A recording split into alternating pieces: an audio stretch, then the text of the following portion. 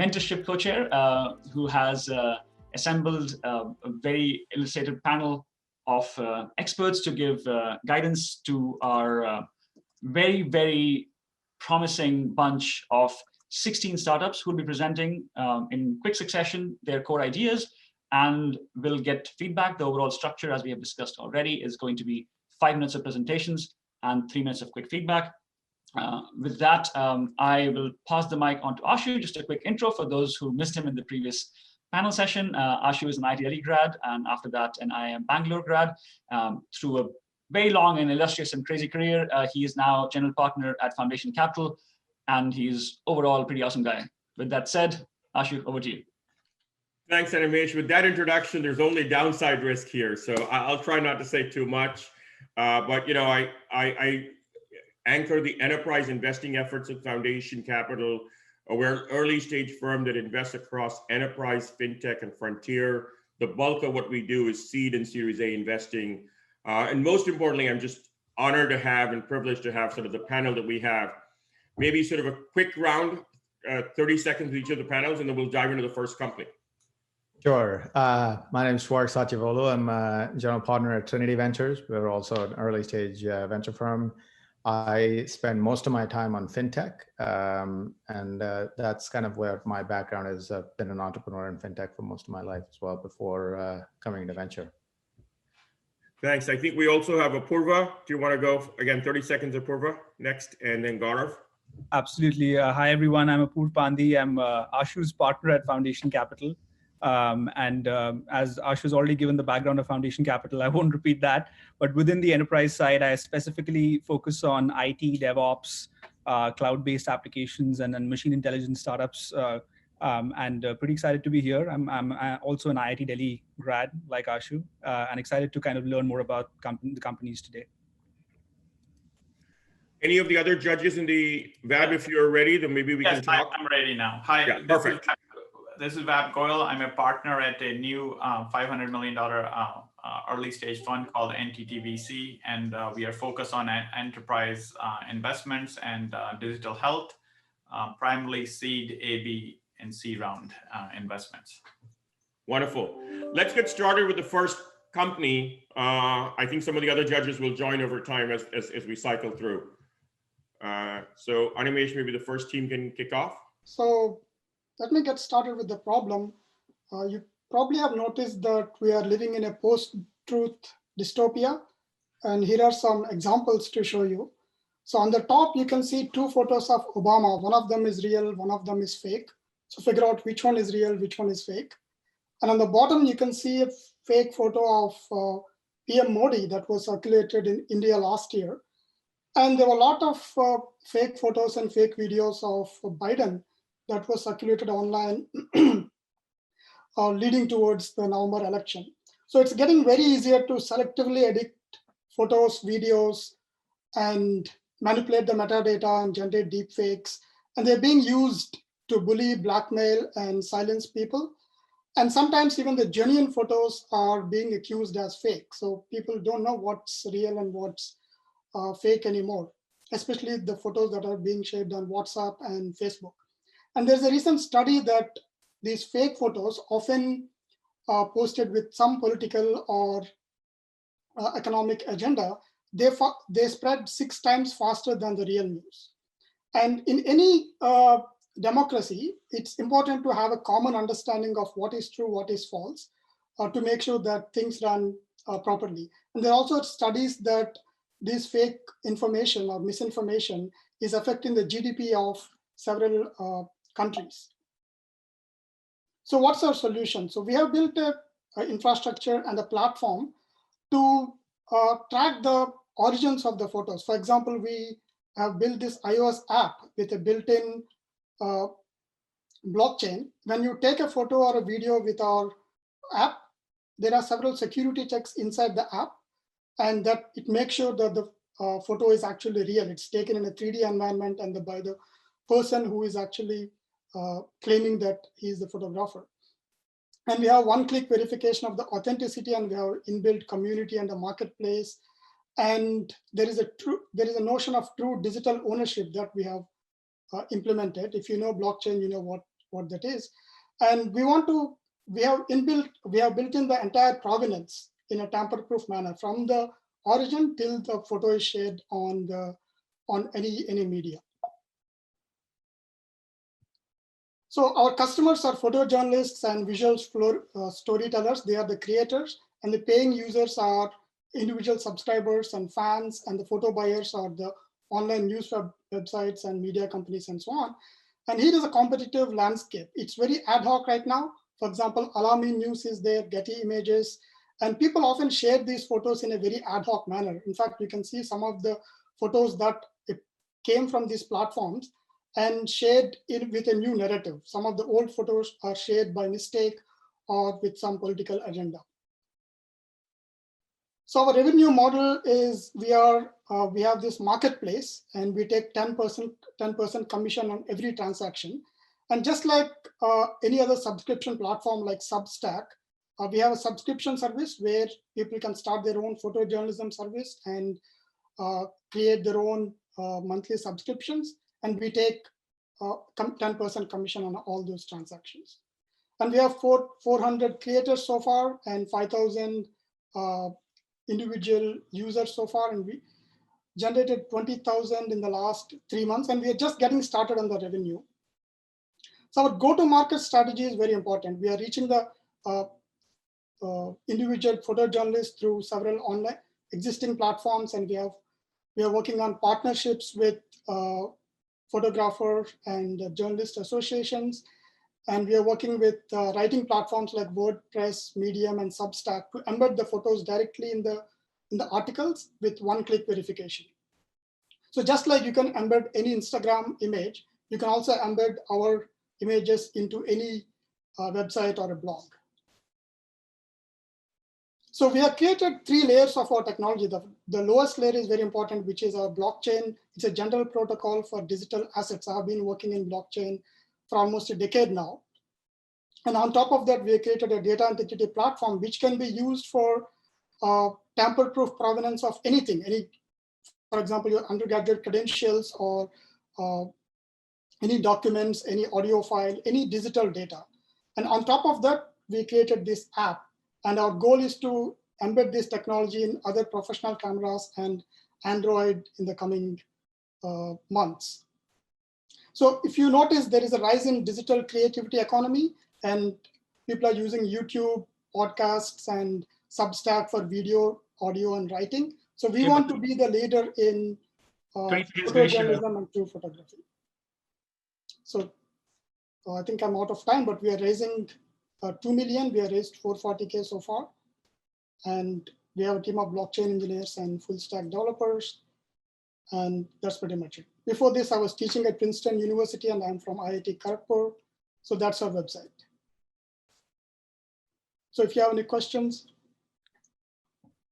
Shiva, thanks for the pitch. I think the underlying premise in your pitch is around authenticity and trust, right? And I didn't hear much in your pitch initially, at least, about like how do users and consumers of your platform believe in the fact that this is actually going to be authentic, because that's the premise, that whatever we are betting is kind of going to be as authentic and as trustworthy as possible. I think that was missing for me. And I think the second piece was you're trying to create a platform which is parallel and competitive to something like a Getty Images over here, which is more vetted images, more vetted kind of photographs and so on. How do you figure out the first few use cases where you feel that Getty Images or anyone like that is kind of weak in that particular area, so that you find a great point of insertion and then kind of expand from there? Yeah, the first point is that we have built a general platform, which is in fact, our slogan is trust simplified. So one of the, we have spent almost 2.5 years now building the platform. For example, if you look at our iPhone app, there are several security checks, including API security check. We use LiDAR sensors to make sure that you are in a 3D environment and you're not taking a photo of a photo. So in that sense, our technology is very strong. And we have also passed several red team tests by several hacker teams. And to answer your second question, if you look at Getty Images or any Alarming News and so on, so they're only focused on only a small subset of photojournalists. But if you look at the recent fake news, they are mostly on social media, and those photos are taken by common people, citizen photojournalists, right? So our goal is to create, in fact, we already released our consumer app on the App Store to tap into this rising citizen photojournalism and make sure that those photos are authentic. In fact, there is a study that 95% of the photos that are circulated, the fake ones, are circulated by citizen photojournalists or citizens. So that is our main unique advantage compared to any other Getty Images or Alarming News. In fact, that's where we are seeing most of the traction. Got it. And that is time. Thank you very much, Apurva. Thank you, Shiva. We move on now to Near Miss Management by Ankur. Hello, everyone. Can you hear me? Yes, we can. We can't see you though. Okay, perfect. I'll keep my video off because I'm managing 2 screens, and I'll turn my video on for the Q&A, if that's okay. Go ahead. Hello, everyone. I'm Ankur Paryani, co-founder of Near Miss Management. We provide a first-of-its-kind enterprise software that specializes in early-stage risk detection in process industries. Wouldn't it be great if we could prevent the next Gulf oil spill and the thousands of smaller, lesser-known disasters from happening? That is our mission. Reduce the number of failures in process industries so that they can operate more sustainably, safely, and profitably. Besides incidents and their environmental impacts, the industrial plants lose millions of dollars every year due to failures that result in unplanned downtime. The key to eliminating these unplanned events, which can often be extremely costly, is timing. The earlier you identify a risk, the easier and more cost-effective it is to mitigate it. This means identifying problems as they begin to form before they cause any emergency action. The way we overcome this challenge is through our software, Dynamic Risk Analyzer, or DRA. DRA is an autonomous early risk detection software based on our proprietary machine learning technology. It rips through large volumes of industrial process data to identify developing risks at their initiation stage, days, sometimes weeks in advance, usually while the process is still operating within its normal bounds, and almost always before any alarms have gone off.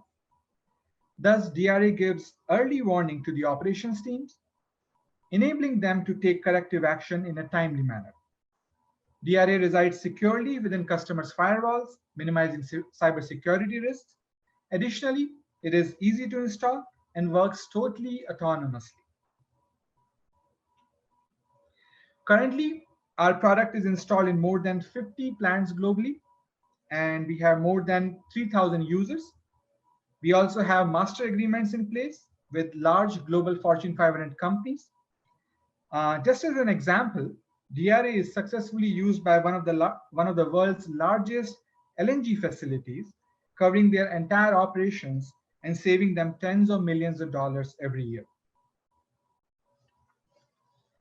There are 3 broad categories of products in the industrial data analytics space that can be viewed as our competition. First are asset performance tools, which often require a robust library of failure signatures. Second are digital twins, which are based on developing highly customized digital models.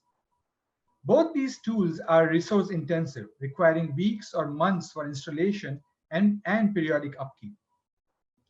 Third are self-service analytics tools, which require user to select custom data for analysis. On the other hand, our solution securely, autonomously, and quickly focuses on developing problems. In general, any operation that runs continuously is a potential customer for us. Having said that, our current target markets are global oil and gas companies, large chemical manufacturers, LNG, and power generators. We estimate the market size to be fairly large, summing up to $44 billion per year based on our price point. Our current business model has 3 revenue streams: perpetual license sale with yearly maintenance fees, mainly for international markets; monthly license subscriptions, mainly for North America; And a fourth, cloud-based SaaS, is also currently in the development. With regards to sales strategy, we have identified 3 potential sales channels and are currently focusing on the first 2, direct sales and third-party distributors. We are currently in discussions with a couple of complementary technology providers as potential partners. Just a few highlights about our leadership. We are led by chemical engineers who have direct experience with the issues faced in the industry. Both founders, Ulku and myself, have PhDs in chemical engineering. Ulku has 20 years of industry experience and is also part of the Borton Risk Center. I did my undergrad from IIT2020 and a PhD from the University of Pennsylvania with a specialization in industrial risk analysis. And finally, our shareholders are very important to us, and our records show that we continue to serve as an excellent investment vehicle for our investors. Please feel free to get in touch with us if you would like to learn more. And that's all from me. Thank you very much for your valuable time from all of us at Neomis Management. Any of the judges, maybe Vab, I mean, you have a lot of experience across enterprise software. Any thoughts? I think you need to think about the sales cycles, because the industry you're really going in, right? How quickly they adopt the new technology will be questioned, right? And who can you partner to sell your offerings to them? That's a good point. The sales cycle can be anywhere from a few months to a year and a half. But the advantage is once you get in and once people start using it, then you are in there, and then you can the potential for selling additional modules is pretty high there. And also cross-selling happens pretty frequently. And most of the companies have several facilities in different countries, so that helps a lot. One of the things we've seen with companies like this is also that the time to revenue scaling in a given customer also takes time. So once you sell a customer, for them to deploy across their plants or across their installations in itself can take multiple years. So you may end up having, revenue scaling. Are you guys seeing anything like that, or do you typically get complete deployments every time you go on? So we define our customer on a facility basis, and each facility usually has multiple plants. So deployment within a facility is usually much faster, I would say on the order of months once they have seen benefits. And deployment across facilities can be, again, on the order of months. It could be a year or 2 because each facility is managed independently. But having a strong reference helps to accelerate across other facilities. And also, do you see any kind of competition? In your set of competition, you didn't mention folks that are actually focused on very verticalized machinery. Yes. So for example, there are folks that are focused primarily on rotary failures, or somebody that's focused on thermal failures, and so on and so forth. Like there's a bunch of different companies that are really focused on those kind of things. Do you see them in your customers, or is that not really a? That's actually a very good point. We focus on an overall process, not specifically an equipment, not just rotating equipment. So we say we focus on an entire process. That's an entire, crude column, or an crude catalytic cracking unit, or a hydrogen plant. So this way we cover an entire operation, and this so that really is very valued by the operations engineers. Whereas the others, they are perceived as competition because they are still, looking at specific equipment. What our customers tell us is that our software is the first level of risk detection software. So they use our software to monitor all the variables or all the parts of their operations. And if our software points to a problem that, hey, go look at this valve or go look at this compressor, then they usually switch to the more specific the other solutions that focus on that equipment. But ours is usually the first one that monitors everything. Thanks very much. We need to move on. Thank you very much, Ankur. Thanks, team. Moving on to Unscrambled. All right. Hope you can see my screen.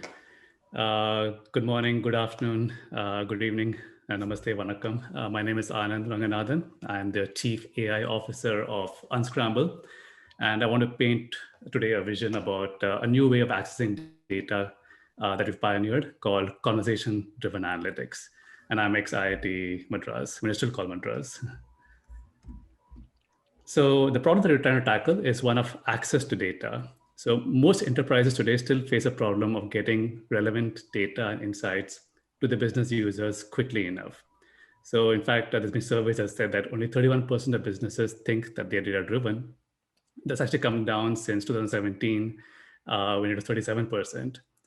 So most business users still find it very difficult to access data. It either takes too much time, they don't know where the data is, it's spread across different databases, Excel sheets, data warehouses, data lakes. They need to rely on IT staff, on data analysts, data scientists. There may be a multitude of tools in the organization. So all this makes it very difficult for them to use data effectively for decision making. And in fact, even dashboards, which today tends to be the main way for people to get data and insights today, is problematic. So dashboards, most dashboards are limited in terms of how much you can drill down. Each dashboard can only answer one kind of question, can't answer different kinds of questions. And most importantly, dashboards are very easy to manipulate and present very cherry-picked data. The solution we're offering is something called conversation-driven analytics. It's kind of a new paradigm where you can ask questions about your data in natural language, right now in English, and get back responses again in English, as well as charts. So you can actually converse with a bot that we call Cubo and get interesting insights. So you can ask questions like, what is the revenue the last year monthly? Show me by geography, show me by product type. Who are my top salespeople? Who are my top salespeople in New York? So you can just ask questions in English and get back relevant insights and charts automatically. So our product called Cubo Insights can connect to different enterprise data sets and data warehouses, data lakes directly. You can then get insights in a conversational manner by just asking questions and getting back responses. And most interestingly, we can actually integrate with enterprise collaboration platforms from Microsoft Teams. Slack is a roadmap as well. So if you have Teams, for instance, you can actually install Cubo as an app on Teams and start chatting with the data immediately. This is something that can be used across different industries, across different domains. So for instance, a CFO could ask questions like, why was the revenue in August lower than the previous month? A CMO can ask questions like, how many customers responded to certain kind of promotion in the last 2 months? Or which campaign had the best take-up rate in the last year? So it's across different industries. We have customers in financial domain, in retail, in insurance, and other industries as well. In terms of the competitive landscape, we play in the BI and analytics space, which is crowded, but I think we have a very niche and very important offering here. So there are traditional BI tools which have very limited natural language query support, or in general, very limited augmented analytics support.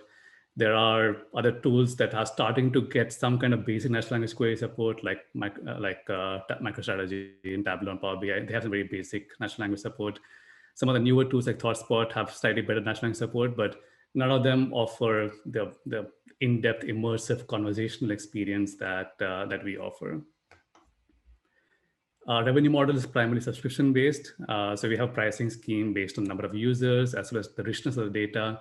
So the more the number of tables, more the number of attributes in the data sets at a customer's site, the price is a bit higher. Typically, the price ranges from anywhere from a few $100s to $30,000 or so per month, depending on the number of users and data richness. We also have some services revenue that we get when you actually deploy our product with customers. I'll briefly mention a case study. This is with one of the largest telcos in Indonesia, where we have 100 plus users asking questions conversationally over 6 petabytes of data that's present in a Hadoop environment. And most questions get answered in less than 5 seconds. A go-to-market strategy, currently it's primarily direct sales based because it's still kind of a young company. We started to engage some partners that as resellers and as OEM partners as well. Our most promising channel though is sales via app stores. So for instance, we're now currently, we've been featured very often as one of the top apps in Microsoft Teams. and Microsoft is one of our key partners in our go-to-market. We're also talking to a few companies that want to white label our technology for their own products. Our product can operate on a SaaS model or can be installed on-prem because we do have some customers like in the banking, telecommunications domain, which still have most data on-prem. And finally, we're also building a bunch of different interesting domain-specific packages. So far, we've got about $7.8 million from a Series A that happened almost a year and a half or 2 years back. We're currently in a bridge round that's still open, that's got some $2 million in. But our main goal is that we want to raise a Series B sometimes mid or late next year. And we're happy to share more information with any investors if they're interested. The team itself, so I'm Anand Ranganathan, I'm ex-IIT Madras, and I did my PhD in computer science from UIUC, University of Illinois, Urbana-Champaign. The CEO is ex-IIT BHU. And in fact, a lot of the core team used to be all from ex-IBM research, ex-Watson research, where I used to be part of the Watson teams as well as the big data teams at IBM. And finally, a bit of the company itself. The company is headquartered in Atlanta, although I'm based in Connecticut. We have offices also in Singapore. I'm sorry to interrupt you at 6:30 right now. Okay. All right. This slide, we should switch. Yep. Now this is the last slide. We've been featured by Gartner, and we've got a few initial customers and partners. So I'll be happy to take questions this time. Anand, thanks for presenting. The problem that you painted, right, around the data silos and how data is like across warehouses and databases and so on, that resonates. What was a disconnect for me was when you're describing the solution, you were talking about the interface of NLP and being able to like ask questions. You didn't describe how do you connect to all those different data sources? How do you orchestrate that data? That's a very complex problem. And even like companies like ThoughtSpot are still trying to figure that part out.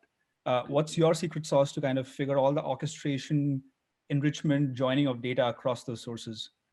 Yeah, so we have a few patterns on that space. Our main technology involves automatically crawling different data sets and coming up with a logical semantic model of data presented in different databases. So if you have two databases, say one about revenue, one about customers, and if you ask a question about revenue, we know which database is more likely to answer your question. We also know the structure of the data in the database, and so we can convert your question in natural language to SQL. So one of our primary IP is automatic natural language to SQL conversion that can then go to different databases, or at least one or several databases, get back the answers and present it to the user. Happy to go to a much more deeper technical talk, if technical detail, if you're interested in it. Got it. Thanks. Well, how do you kind of see the amount of setup? I mean, this sounds like there's a lot of semantic mapping that needs to work here. And what I call revenue in the US may be different than what my colleague in Europe calls revenue, for example. I mean, I'm just wondering how much setup and how much maintenance needs to be done. Your construct of some AI figuring it out almost makes it a little scary to me, because I might get the wrong answer because you misunderstood what revenue is, right? Very good question, yes. So in terms of setup, we can actually go live in a matter of a few hours, but we often would rely on a data analyst to define the key terms of interest.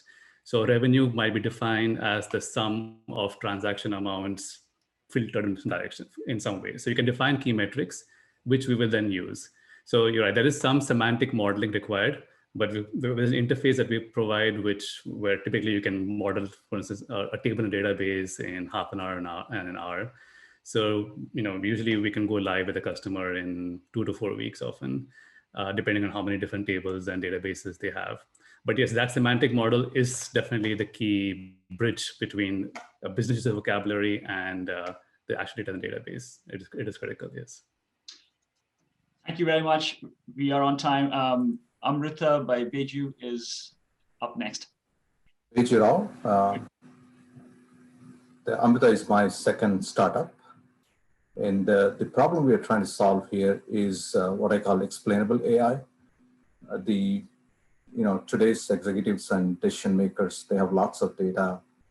And this data is very beneficial for giving accurate predictions and efficient outcomes. But oftentimes these machine learning and deep learning models are very complex and opaque. So what our solution is to... Hey, you could check, are you sharing your screen right now? I do not see Yes, it. yes, I am. Yeah. Let me try again. Yes, please. Got Thank you. it. Okay, sorry about that. I think I forgot to press the last button. So, my name is Peju Rao. I'm the founder and CEO of Amrita Inc. This is my second startup, Amrita Inc. What we are trying to do here is we're trying to explain the AI outcomes, the machine learning, deep learning AI outcomes, which are known to be very accurate. So, executives and decision makers, they have lots and lots of data. They're applying these ML and machine learning and deep learning models. But these models are very complex and opaque. So that hinders the adoption severely. So what we are doing is to, go behind the scenes and unravel the models and look at the data and calculations behind the models and create trust, responsibility, fairness, implement ethical and courteous AI, which results not only the business value, but also societal upliftment, right? So that's essentially our solution and the problem and the solution, right? So how are we differentiating ourselves? We're using a lot of open source and blending that with proprietary technology to reduce the cost by an order of magnitude without losing the ROI, the return on investment. So that's what the value, differentiating value from us is, that 1/10 of the cost, but trusty AI, which increases the adoption, hence the realization of the ROI. So that's kind of the value differentiation. Who are our customers? Our customers are corporate, organizational, governmental, data science executives, and decision makers. Obviously, we can't go after every industry. Based on our experience, our team's experience, we are going after 4 industries, focusing on 4 industries. The cross-industry expertise certainly gives us economies of scale and savings in product development. But at the end of the day, we are explaining the AI outcomes to create the trust in revenue, profitability, safety, compliance, and reputation improvement for our clients. We are, what is our competition? Who is our competitors, right? H2O definitely is a competitor, but they're more focused on machine learning, whereas, deep learning models are known to be a lot more accurate. Fiddler is another competitor. We believe we are more efficient, cost-effective, and flexible than Fiddler, and our focus on the 4 industries and the domain expertise there certainly gives us an edge. Google is another big competition. Technology is comparable to Google, but the focus on operationalized and explainable AI is what differentiates us, giving us an ability to implement business solutions with explainable AI in the 4 verticals we have. We have been generating revenue from day one, which is 5 years ago. We have many customers who are subscribing to the software. We actually look at each organization and look at situationally, contextually where they are, try to customize that. That's kind of a product-based services from us. So initially we start with subscription pilot, and then we go to solutions. And sometimes some of the clients are they spend $1 million for us. Some clients may just spend $20,000 with us. So we have a whole range of revenue. We have been EBITDA break even because we're investing the earnings into the company itself. It's a bootstrap company until now. 1 million is average annual revenue. Because of the 25x ROI, I was saying, the services we have offered until now have created humongous benefits for our clients, and we want to continue to do that. So far, our focus has been direct sales because that's the best way to learn the marketplace, customer discovery. We have done that over the last couple of years. Now we want to grow exponentially through strategic partnerships like consulting and business IT services firms, talking to private equity portfolios to improve their investment company performances, right? 5 minutes and 30 seconds now. Okay. And then the addressable market size is 26+ billion in the US across the 4 industries. The global market is much larger, and that's where we want to use as the growth platform. And we are in the middle of seed round right now, trying to raise 3 million through the end of the year. We booked 356,000 until now, and we'll go for Series A in a couple of years. And then that is the team, including myself and 3 other folks. So one of the questions I had is do you have a set of, again, explainable AI has something to do with how the models are built as well as how they're actually run and managed. Do you help your customers decide which models might be explainable versus not? And secondly, do you ever run into interfaces with regulators? Because a lot of the biggest demand for explainable AI comes in typically regulated industries, and I see you have a bunch of financial services customers. Has your technology been vetted or certified as satisfying regulatory requirements? Yeah, good question. Let me answer the regulatory question first, and let me get to the algorithm selection or the technology selection next. So I'm actually on the board for a nonprofit called FinReg Labs, which interacts with regulators and conducts a lot of empirical research on explainable AI and ethical AI in financial services. We're actually helping them evaluate other companies like Fiddler. So we definitely have gotten some credibility in the marketplace in the regulatory space. I recently did a webinar with CFPB a couple of days ago. So the Consumer Financial Protection Bureau, one of the regulatory agencies. We certainly interact significantly with regulators and the nonprofits which are in that regulatory space. In terms of algorithms and technology selection, I think that's what your question was, right? Whether interpretable or explainable algorithms, do we help customers help select those things? Yes, we do offer that service. In fact, that's one of the big services we offer, because not all algorithms and technologies are the same. So making algorithms and making the outcomes interpretable, I think that's we do offer choices among them. But it's the trade-off between the accuracy and the interpretability. So that's we help strike that sweet spot. That's kind of one of our services. Thank you very much, Leju. And we are at time now. Next up is Alpha. Great, absolutely, Ashu. I can go first. Hi, everyone. My name is Gaurav Maglik. I'm a general partner with Westwave Capital. We are an early stage venture firm investing in enterprise B2B startups. Prior to joining Westwave, my background's in software. Started my career as an engineer, and then was an entrepreneur. Started a company in the cloud management space called Clicker that got acquired by Cisco in 2016. Thanks, Gaurav. Welcome to the panel, and Jishnu. Hi, everyone. I'm Jishnu Bhattacharjee, Managing Director at Nexus Venture Partners. We are early stage to early growth stage focused venture capital fund investing in US and India.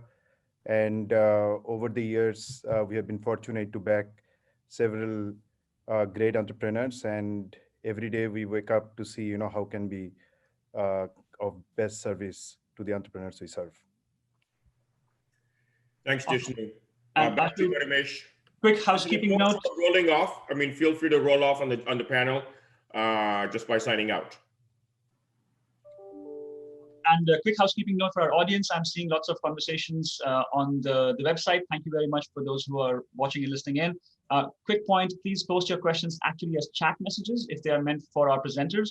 Also, I encourage all of you to visit later. Go to the booths section. You can filter by category startups. You'll see about 400 icons over there. Please visit the booths over there. Also, you can search for your favorite presenter from here in one of those booths, the Startup Showcase, and you can continue these conversations over there. With that said, moving on to Alpha. Thank you. I am Pankaj, KGP 99. veteran of financial management and investment research industry. It's now talking about almost a $40 trillion opportunity, which is we are focusing on. EM Alpha stands for Emerging Market Alpha. Overall, what we have seen so far is that, in a way, there are two major problems we deal with. One is the environmental, social, and governance, ESG, which is increasingly being used as a filter for investment. The AUM growth for ESG has been phenomenal, almost multiple times of the broader industry growth, currently around 40 trillion AUM. There are two major issues. One is the lack of relevant information. For example, the reported data versus public information, market perception. Second is there is no standard framework which everybody agrees on and relevant for everyone, useful for everyone. So there are many of them. The second problem which we have is in the emerging markets, the investment decisions are typically constrained for outside investors for two reasons. One is timely information, which is usually cost and time intensive process. And second is language barrier, because there is significant delay before news makes it to English. And many of the countries have a problem in terms of how information disseminates. How we are trying to solve this? There are three basic pillars. One is that we are trying to look at the data collection, information discovery in multiple languages, and then real-time machine translation and text analytics. On the ESG side, we have developed a flexible framework management system. It's a proprietary technology making the ESG evaluation and ESG scoring framework agnostic, which allows very quick adaptation and transition among agreement and frameworks. And these are the solutions which can be also used to look at specific parameters, for example, environmental, social, and governance separately. The entire process is a loop which is virtuous and which is getting better and better as it evolves. So we collect data in multiple languages, then this gets translated and analyzed through transparent and attributable dictionaries and NLP processes. ESG Flex Framework Management System, it can capture usage data and improve the dictionaries. And all of this has intervention from domain experts whenever it is required. So there will be experts in emerging markets, ESG, and also from the technology side. And this cycle gets repeated again and again. I will delve a little deeper in EM Alpha's ESG Flex framework. As I said, that most of the times we have different parameters which are important for different users. Somebody is more passionate about climate change. Somebody is more focused on women empowerment and participation in workforce. Somebody else just wants to focus on the governance, whether the companies are being run efficiently and in a transparent manner. And in this, you have thousands of parameters. So for example, our ESG framework has more than 4,000 parameters, and all this will lead to very significant time savings. More importantly, what it will do is that it increases the market size for ESG products and applications, because once the user has the flexibility in terms of what data it wants to use and what is the framework it is using, then definitely you can use it for multiple solutions.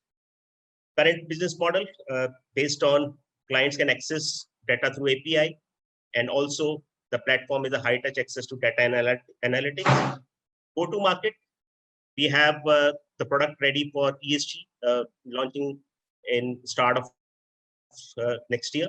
And already we have partnership with data vendors like New Data, AltHub, and many others, and focusing on brand recognition to books, thoughtful pieces, and also general marketing. Like there are multiple vendors in this space, but unlike many of them, we are not really tied up with any particular framework, and we are not in a hurry to arrive at a score, because most of the times, as I said, that ESG has a problem in terms of what output you are generating from what data.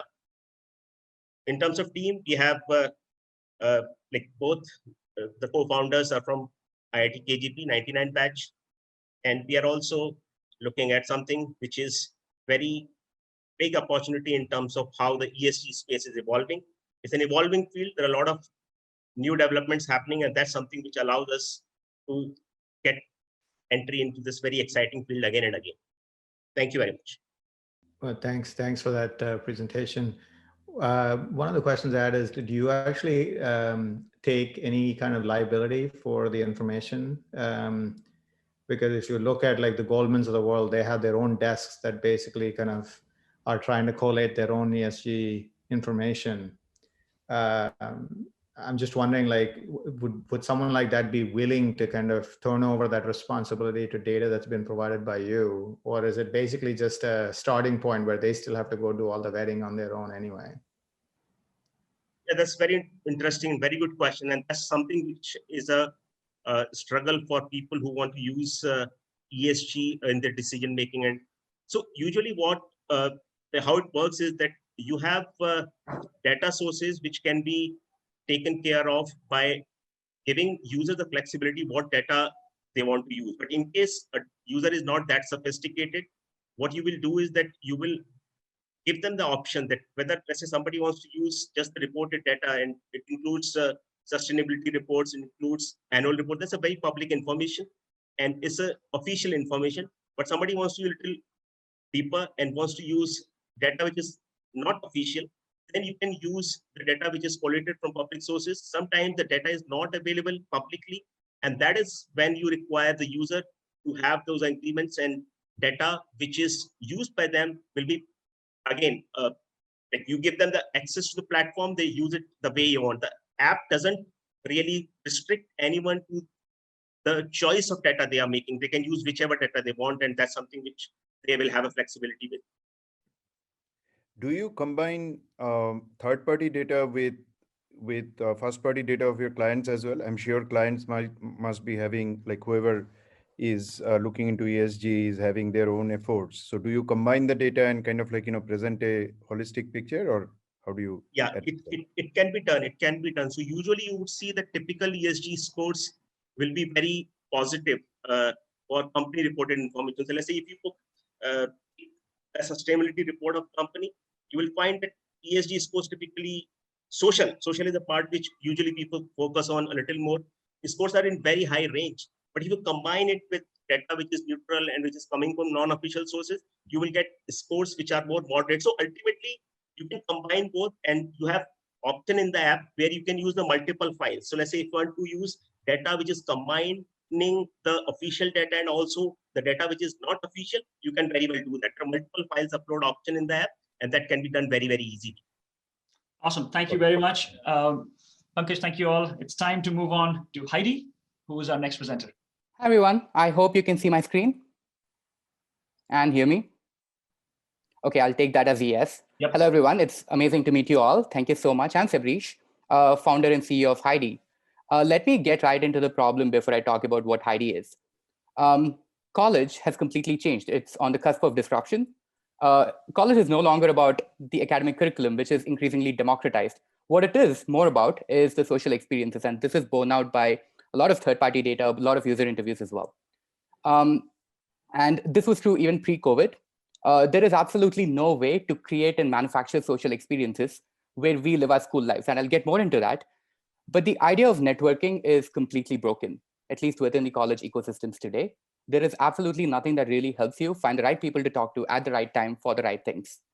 And of course, social experiences are more important than ever before. Every future of school article that we read talks about it, but unfortunately, there is absolutely no solution. And that's exactly what we intend to do as Heidi. We want to help students create rich social experiences that are relevant, intentional, and well-directed. And we believe that universities are a very key stakeholder. And when I talk about our solution, I will make sure that I'll also talk about why universities really crave this. We're talking about a huge market. 15% of student retention rate is attributed solely to social experiences. The day they're broken, students are going to move to another school. And this, in the US, translates to $75 billion of annual revenue. We believe that even charging $10 a student, we're getting to a market of $2+ billion, and that is using very conservative estimates. Let me tell you a little bit about myself and the founding team.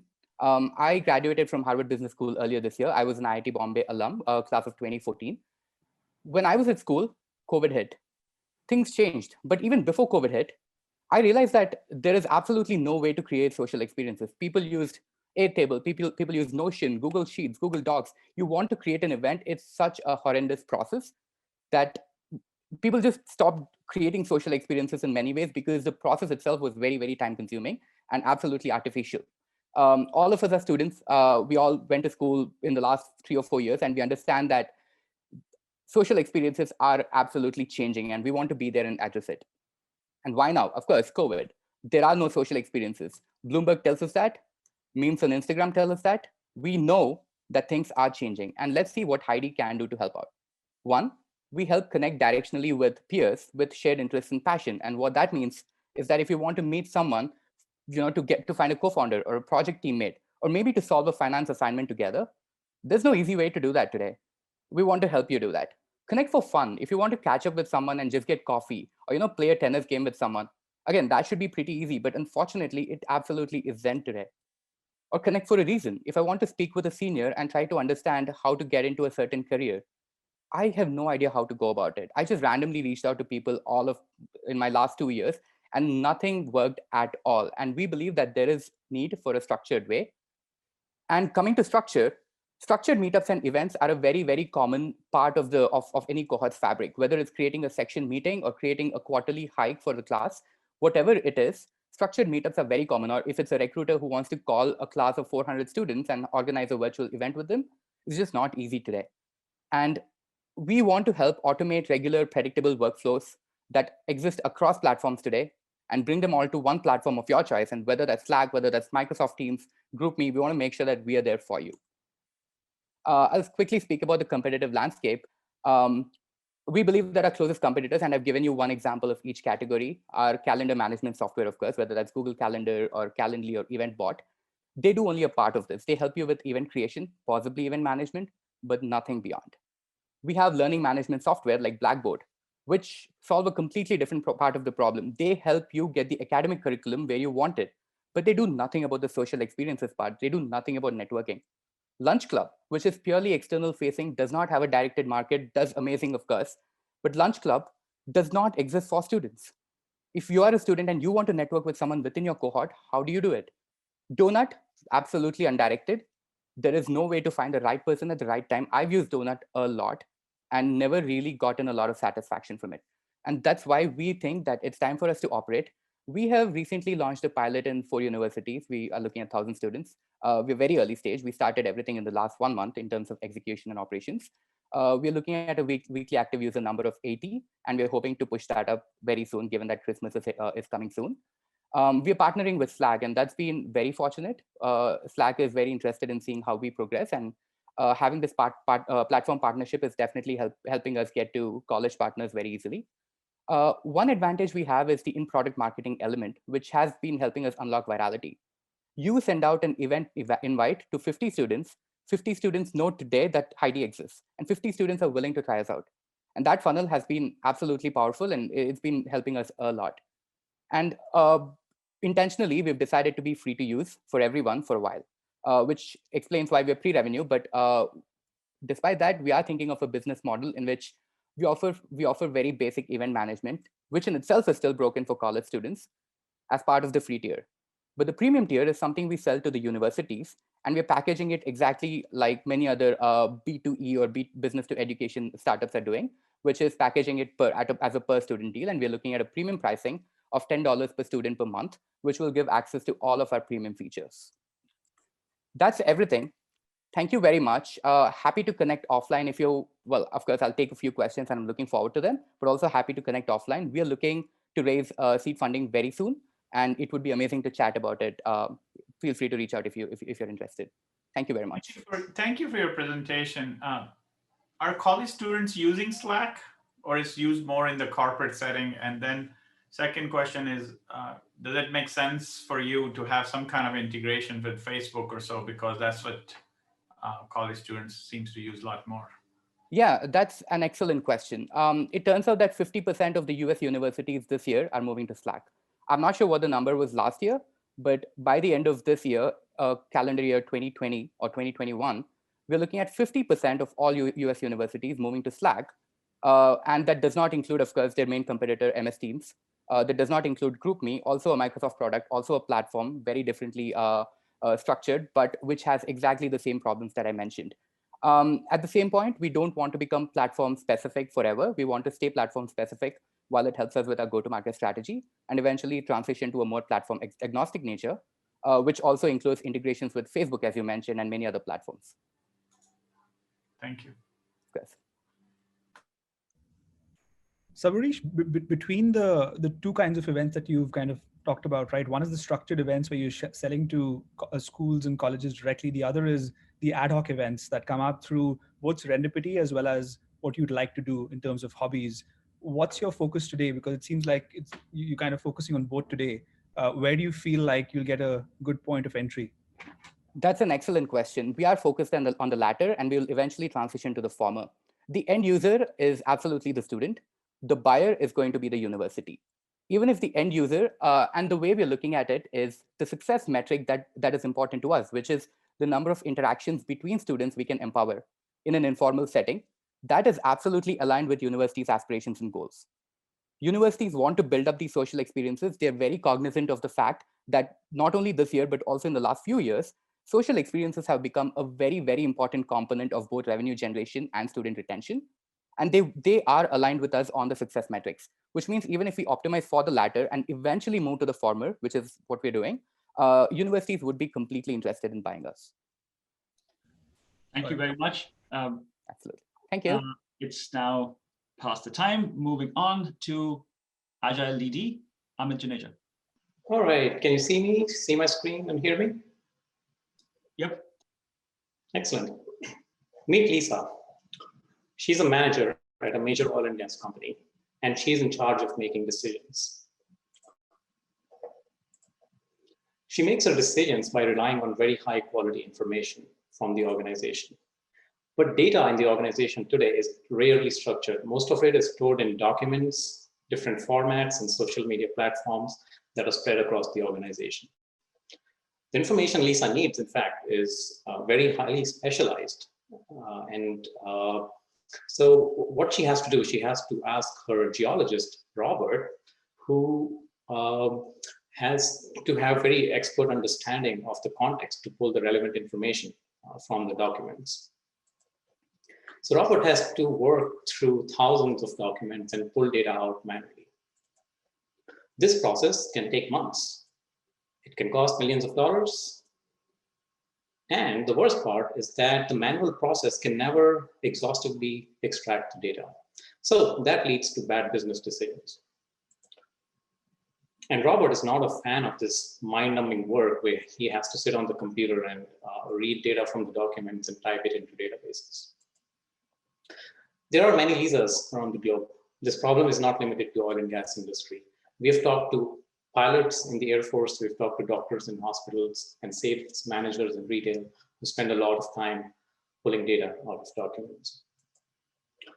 And let's look at this, the size of this problem. So today there's 44 trillion gigabytes of data, and this is expected to grow to 163 trillion gigabytes in 5 years. And 80% of that is unstructured. That shows the big scale of this problem. We are agile data decisions. Our technology learns from subject matter experts to pull relevant data out of documents.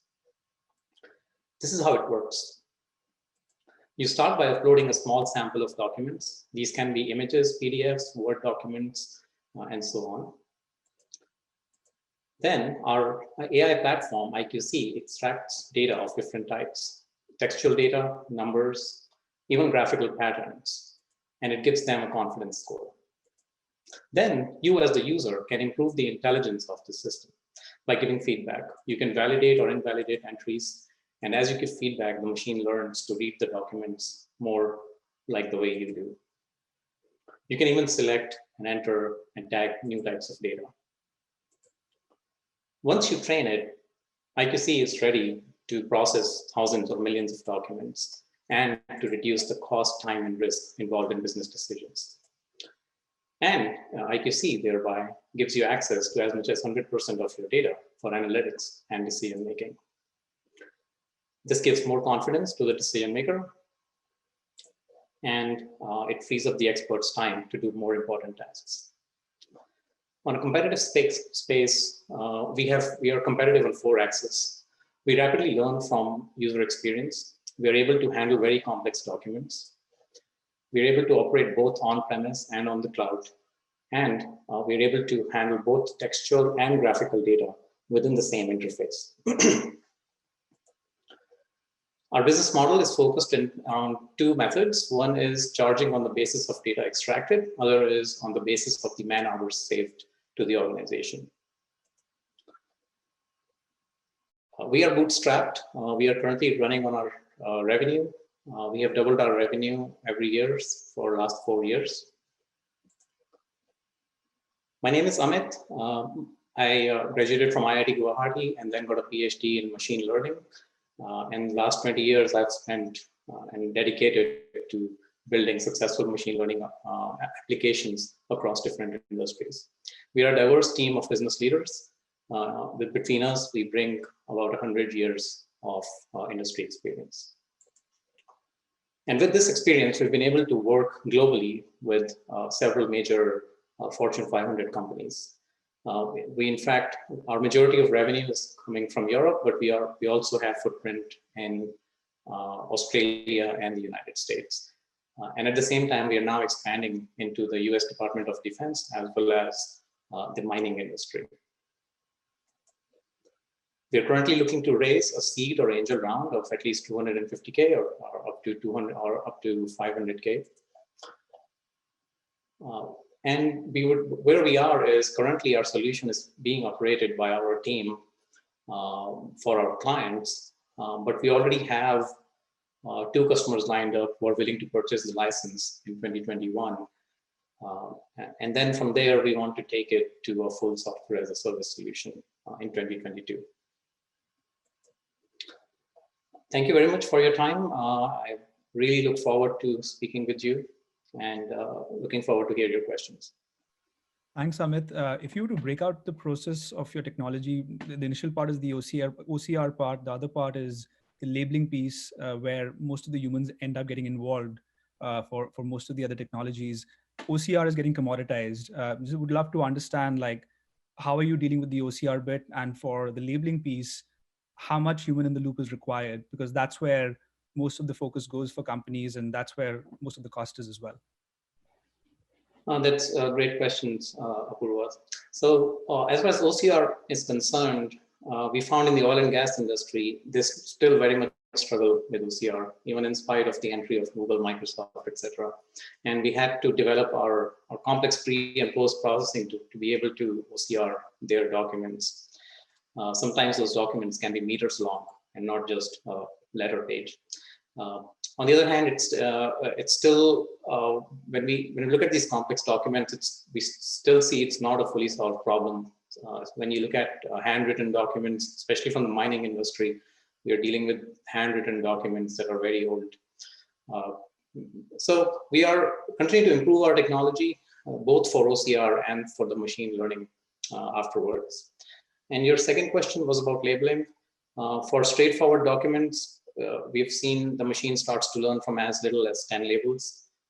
For very complex oil and gas documents, we've seen it may take up to a few hundred documents for the machine to learn appropriately.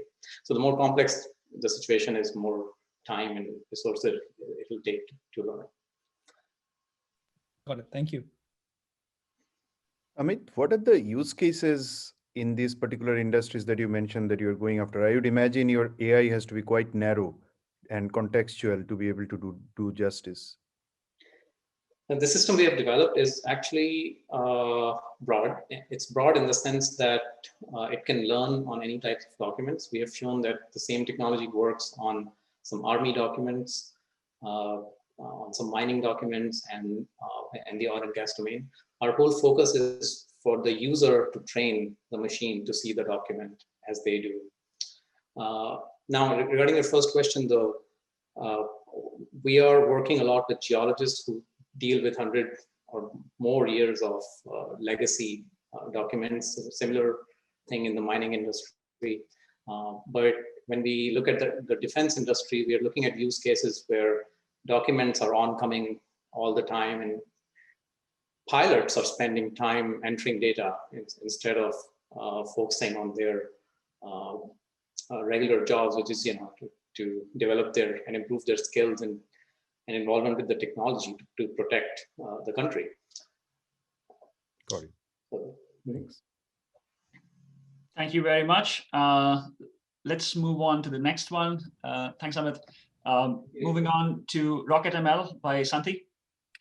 Hello, everyone. I'm here. Hello, everyone. I'm Santi Advani, and one of the founders and CTO of Rocket ML. More than 90% of machine learning projects fail. The reason is data scientists are unable to build models that can give really high accuracies that can work on real-world applications. So developing an optimum model is a big challenge. So the known approach for this is to actually build bigger models on larger data sets using large compute footprints. Right? So there's a report from OpenAI which actually shows that if you increase the compute, increase the data sizes, and increase the number of parameters, you can actually build machine learning models that can give high performance. But the catch is this requires training on hundreds of CPUs and hundreds of GPUs, and also requires in-house expertise. That is, folks who are working in a company needs to know how to build models beyond a GPU. That means they need to understand distributed computing, they need to understand high performance computing, and how to work on problems so that they can get good reliability, performance, and robustness. The opportunity that we are going after is 99% of the companies out there, they don't have this kind of in-house expertise to work on bigger models and large data sets, because they can't deal with the complexity of distributed computing and eventually fail. So let me give you a case study. So this is a customer that we're working with who was trying to build a three-dimensional deep learning model to design hip implants. Right? So they are trying to do 3D topology optimization. And they started off using a small model, like thousands of parameters on a GPU, single GPU, small data set with small resolution, and used open source libraries. So the left-hand side I have is the target. That's what they want to model. That is, after a model is built, that's what they want to shoot for. But what they got from the state-of-the-art model was what's on the right-hand side, right? So it did not really work. And this customer kind of fits what I was trying to tell you. They don't have the in-house expertise to go for large models, large data sets, and large clusters. And that's who we actually try to help, right? So our solution is high-performance computing for large-scale ML. So we provide an entire stack where a company who has data scientists can come in and spin up HPC clusters up and down. In addition to that, we have built this intermediate stack of distributed machine learning library suite. Right? That is, the data scientists don't have to write a single line of code, and we take care of the entire data distribution, model distribution, algorithm complexity, make sure it is correct, scalable, and robust. And on top of it, we provide them easy access to it.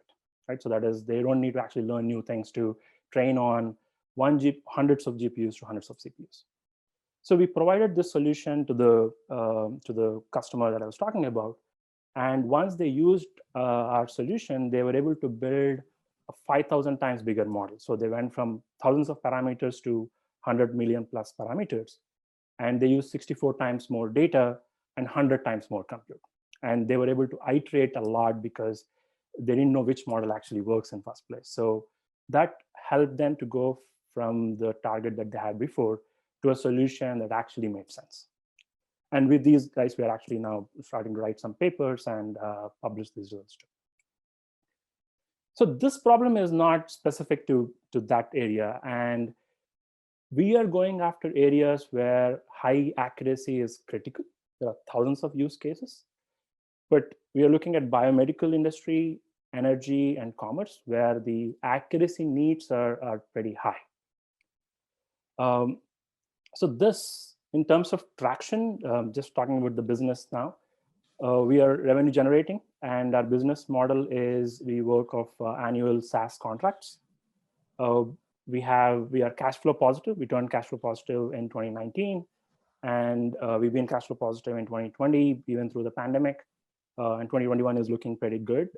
Have pretty marquee customers in our sales pipeline in the industries that I just talked about that we're going after. In terms of funds, we have raised $850,000 from 3 SBIR grants. These are all non-dilutive grants and based on project defined by us. And we have $5.5 million in grants that are follow-on grants from this SBIR grants, and around $500,000 compute credits from all the cloud providers. These funds can only be used for technology development, and it kind of leaves the gap for go-to-market scale-up. And we are a team of professionals with several years of experience, both in industry and academia. I myself have a PhD from University of Pennsylvania in computational science and engineering. And I worked at Intel and have experience building software products. And my co-founder Vinay has worked in Xerox for 20 plus years and has experience commercializing technologies from Xerox Park Center. And we are trying to raise a seed round of $1 million. Primarily, these dollars would go into our go-to-market. That's the 6-minute mark. 2 more minutes total left. Let's switch context, please. That's all I have. Take questions. Thank you. Santi, I think the product is, or the technology stack looks super impressive. But if you go back to that, right, the system orchestrator, does that enable you to kind of, for example, if you have like a low latency load or a workload, which you need to run locally, part of that can be run locally and part of that can be run in the cloud based on what you need to run on a GPU or a TPU versus what can be run on a CPU locally. Can you distribute that using the orchestrator? Does that have that much flexibility to run on-prem and on the cloud at the same time? This one runs either on cloud or on-prem. Okay. The AMDOLs, the modules that I'm talking about, can actually distribute across CPUs and GPUs, and the software takes care of that distribution. Got it. And one related question to that, since these people are less experienced about like how to distribute computing and workloads and so on, what are the 1 or 2 or 3 things of abstraction for them that could really matter to them in terms of, I'm assuming it's latency, I'm assuming it's number of data points, cost, all of those things. So the 3 things that matter to these guys based on our conversations is solution integrity. That is, whether they use 1, 2 machines or 4 machines or 100 machines, they want to get the same answer, which is not necessarily true when you just write your own code. And then performance, that is, as they increase the number of machines, they want to get linear speedups, right? That they want to get the solution faster. So we try to get upper limits of AMDOL's law. That's why we call this AMDOL's algos, where as I increase the number of machines, we actually guarantee linear speedups in most of the cases. Got it. Thank you. Excellent. That's the 8-minute mark. Thank you very much, Santi. Let's switch over to Akashdeep with iStem. Yeah, hi. I hope you can hear me and see my screen. Yep. Can just someone confirm? Yeah, okay, great. So, hey everyone. So this is Akashdeep. I'm a PhD student at IIT2020 and also Chief Operation Officer at iStem. So at iStem, our vision is to empower the 1/5 global population of persons with disability. So I will just start with the story of my co-founder, Karthik Santi. So he's born blind and he tried to, he's very passionate about the science, and he initially struggled with when he tries to take the science in 10th board examination. So CBSE refuses, like, this is like, we can't allow you. And then similar fight he has to do with the IITs. Okay, so in 2030s, when he tries to appear for the JEE exam, IIT says that, sorry, we can't allow you to appear for the JEE because we don't have the resources and support system at IITs so that we can accommodate you and get you passed out from the IITs. while all the struggles was going on, he applied in the US and he went to the Stanford. And then he found that the resources, he found very supportive system out there. And he was actually able to focus on his studies. And what he found is it's not a matter of like you need very heavy resources to support the person with disability. It's just you need a dedicated team and proper system so that you can provide proper accommodations on time to person with disabilities. So after getting through those experiences, he realized that even in the United States, various universities have very manual process. They are not automated. So after that, when we met and we thought like, can we come up with some solution so that we can automate this and make it even easy for other countries like India and other parts of the world. So the problem is, so what we're trying to focus is like, can we create an equal an environment in education and employment for persons with disability? And can we save the universities and businesses from the litigations? And just to give you an idea how the litigations are increasing, it's increasing day by day, and and due to the COVID is even getting more rise because the digital infrastructure which we have right now is not really accessible. And so just to give you a number, it's 35 litigations against universities in the United States in just in the month of July and August. So it's a market size because we are primarily focused on the universities and the businesses. So this is a market size which we are talking about. So we have the solution which we are working on, and the solution can be categorized into the two parts. So the first part is where we are talking about the disability management portal. It's a portal which helps the person to onboard onto the platform and get the services on time, and offers to maintain with the limited resources so that they can provide the accommodations to the person with disabilities on their campuses in a cost-effective way. Another part to this is the AI services, where we are trying to automate the various services which need to be done right now, which are getting done through the manual team of volunteers and the paid workers. So right now, the two main things which we are working on, the document accessibility, where we convert inaccessible documents. For just example, if a blind person has to read the printed book, okay, so he can't read the printed book, so it has to be scanned and then OCR. But when you come through the scientific domain, it contains a lot of tables, charts, diagrams, equations, multi-column, and all headers, footers, and all those kind of things. So we need to take care of that, and then we need to convert into the proper accessible format. There are different formats like EPUB, MP3, and all those. So if we can convert with them, then a blind person can read with the help of the text-to-speech software. Similarly, another thing is the video and the audio accessibility. Like just assume like there is a hard of hearing candidate and he's trying to listen to our session right now. So he can't understand what is going on because there is no caption. So there are various platforms which provide the caption facility. But when it comes to the scientific domain and where you need actually very high understanding of the domain, so we are providing a domain specific custom captioning system. So this is, so what is a value propagation? So a student can actually get the reliable services and on time services while they're in the academic and the businesses, and they can actually focus on their work instead of bothering about how they will do what they shouldn't actually be focusing on. And the education and the institutes and the universities can save actually cost up to using this platform. They can reduce the cost up to 70% and save the litigations. So business model is very simple. It's a SaaS product where we are offering the portal service to the institute and universities on the basis of the subscription-based model, and to the we are in the both B2B and B2C. So we are also providing the service directly to the person with disabilities.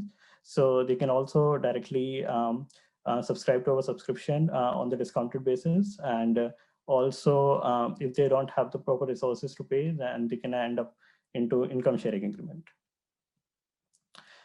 So this is the current progress. So we have around 11 partners and supporters. We are already generating the revenue. We also have a initial investment from the UNICEF Innovation Fund, and we won several awards, such as Microsoft AI for accessibility and all. So we are also involved in the community.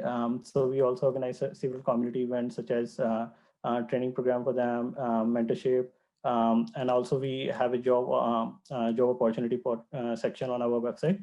So through this, we are actually engaging the community, because community also has to be interconnected, and so that they can actually support it. So these are just some of the partners and the partners. 6 minutes and 20 seconds now. Okay, just wrapping up. Okay, so this is the team. All of us are co-founders. Co-founders are persons with disabilities, and there are some mentors. Okay, I can skip the demo. Okay. Any questions? Actually, this is Gaurav. Do you see anybody who competes with you in the market? That's question one. And question two, for your solution to work, do you have to integrate with any existing products or tools that are in place in these academic institutions? Yeah, so these are good questions. One is we right now don't have really a very good competitor. So there are three basically companies in the United States, but not in India. And there is no company in India, but all of those three companies provide a very basic framework of managing, but there is no AI services there. So that is the edge which we have there. And yeah, what was the second question? Sorry, I missed out. What kind of integrations does your product need? Okay, so if you so right now there is no integration required. If you need to integrate, the maximum integration which may need is if you want to integrate automatically the student data so then we need the integration with your database, so that we can fetch the employee data and we can basically pre-populate the data instead of employees themselves updating the data on the portal. Okay, thank you. Thank you very much, Akashdeep. We are at the 8 minute mark. Great presentation, cool idea. We are going to move on to the next presenter. That's Suki for Track.io.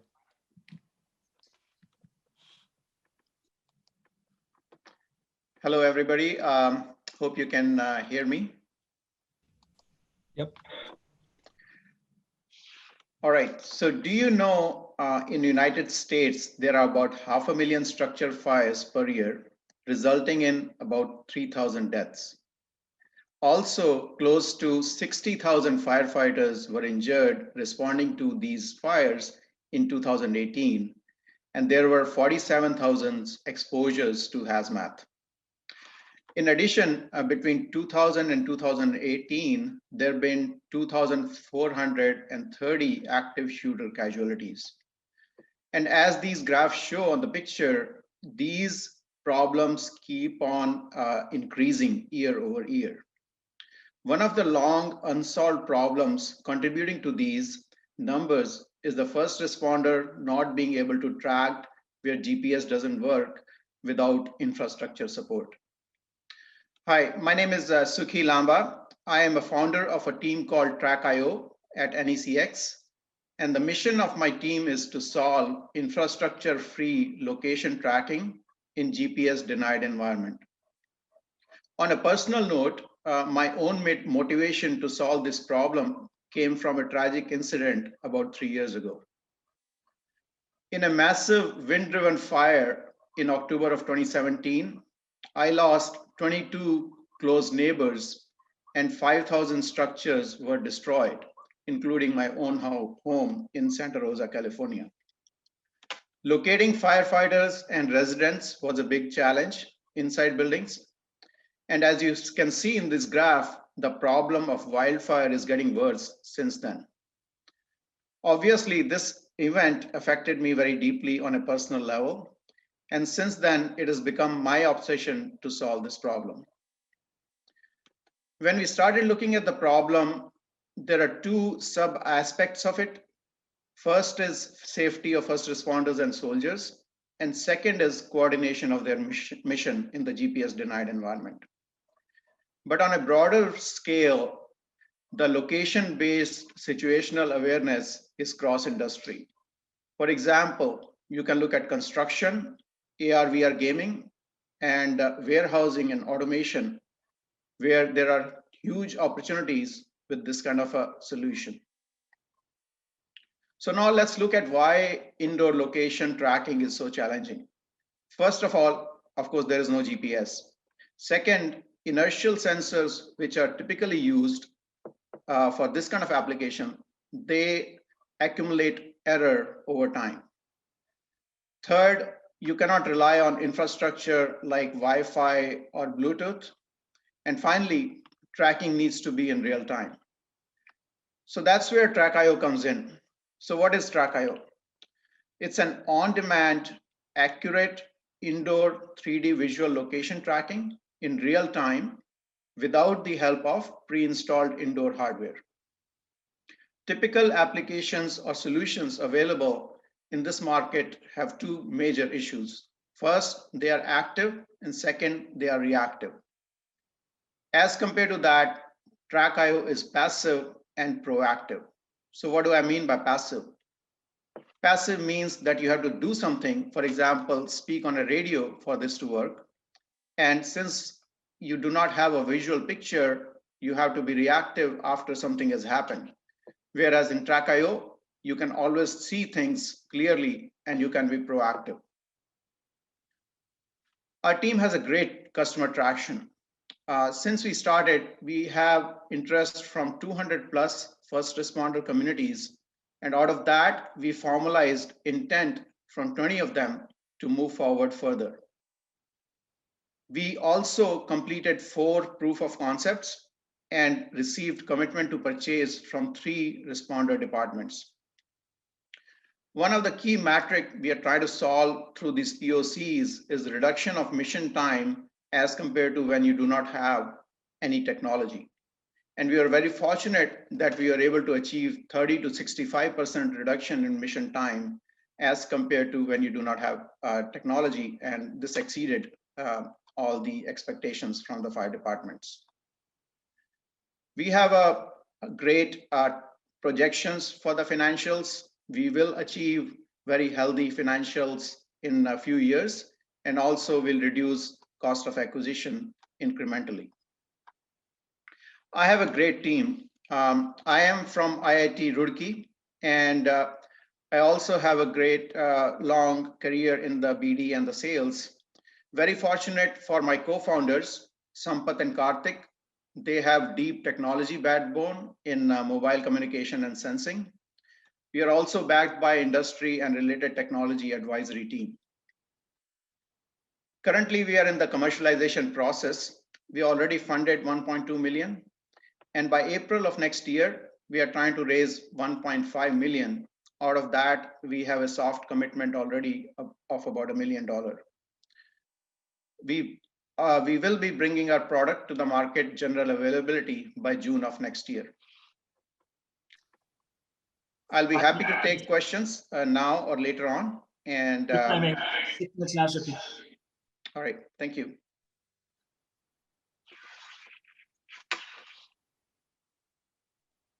So Kunder, very interesting idea, and sorry to hear about your loss from a few years ago. Thank you. You know, one thing I maybe missed in the presentation was the fact that it's passive and proactive makes a lot of sense, but how does the actual technology work? Yeah, so the technology is, you know, there are various wireless technologies, and we use something called off-the-shelf wireless technologies and use patented algorithms. So the heart of the, you know, solution is with the software algorithms, which make it work. And also these firefighters carry these beacons. So it's a hardware device, and we use those to locate them. And then, you know, there is additional technology which, you know, absolutize their location. And I'll be happy to, you know, discuss more on a one-on-one conversation on the technology. Thank you. Hi, is NEC your go-to-market partner? So NECX is an incubator within NEC Corporation. It's actually a separate company. So we are incubated in NECX. And my team is part of NEC Labs. So we are kind of a startup within NECX. So are you allowed to go raise money outside and build a separate company, or is it always going to be an NEC company?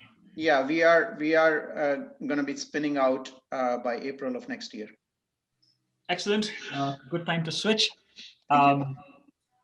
Thank you very much.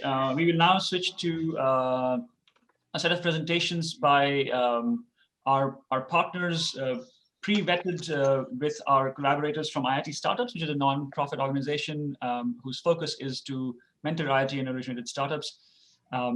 Quick checkpoint over here in case any of our other panelists have entered, not yet. Excellent. So Ashish, take it away. All right, excellent.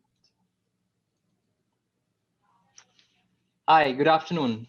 My name is Ashish Singhvi. I'm the founder and CEO of Divisum. Our autonomous big data quality platform is helping customers like Coca-Cola accelerate digital transformation.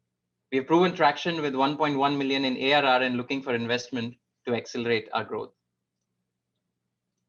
What do data analysts fear most when they build reports for executives? It's sending incorrect data. What do data scientists spend 80% of their time when building machine learning models? Cleaning up the data. What is the leading cause of failures in data and IT operational pipelines? Unexpected data. So data intensive initiatives have a single point of failure, data quality. And it continues to be a massive problem impacting business value, $3.1 trillion in annual cost just in US alone. The challenge with most companies is that ensuring high quality data is a slow, manual, and reactive process. Because the traditional approach of data quality really doesn't scale to meet the needs of high volume, speed, and variability that comes with big data and advanced analytics. It's highly rule-based, which requires high maintenance. It's highly reliant on data and IT resources. So all of this results in loss of business value, lack of trust in data and competitive differentiation, and undermining digital initiatives. So Divisum provides a unified data quality and monitoring platform to automate discovery, detection, alerting, and fixing of your enterprise and big data pipelines. It checks for raw data quality and anomalies. It checks for process data for unexpected changes in patterns and trends that impact machine learning models and prediction accuracies. And it checks for business metrics for unexpected spikes and drops that impact business operations and performance. With a powerful intuitive interface and a rich library of pre-configured quality rules and anomaly detection algorithms, Divisum makes it easy for data teams to automate end-to-end quality and continuously deliver that for their analytics, AI, and business operations. Our product is live. We have traction in the market with recurring revenue from multiple customers like Coca-Cola. Our current ARR is $1.1 million, and we've grown 170% for the last 2 years. Our revenue projection is 6 million in ARR in 2 years and 50 million in 5. We plan to achieve this by focusing on repeatability, referral, and technology partnership, eventually leading to sector and use case expansion. We are addressing a well-defined large market of data quality tools. Out of the $4 billion market, we are targeting a SOM of $500 million, North America region, transportation, logistics, manufacturing, and consumer goods sectors in the enterprise segment. We offer our solution as software as a service. Our ACV is between $60,000 and $150,000 annually, typical life cycle of 7 to 10 years, which gives us a high LTV.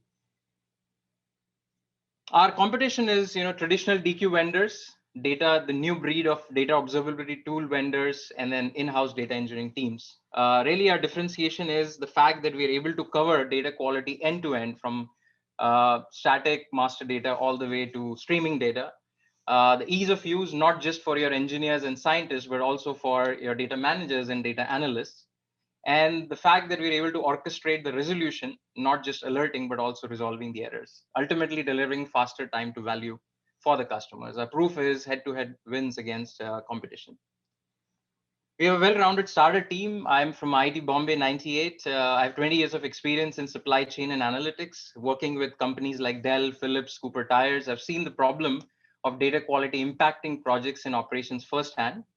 Along with me is Zishan Iqbal, who leads our engineering and has experience in building scalable enterprise SaaS applications.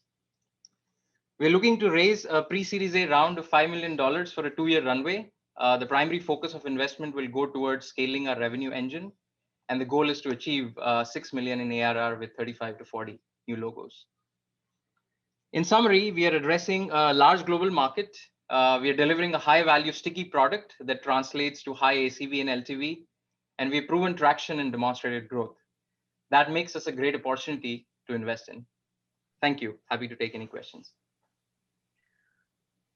Ashish, can you talk a little bit about how your customers adopt your product? What does it take for them to implement it? What kind of integrations are needed?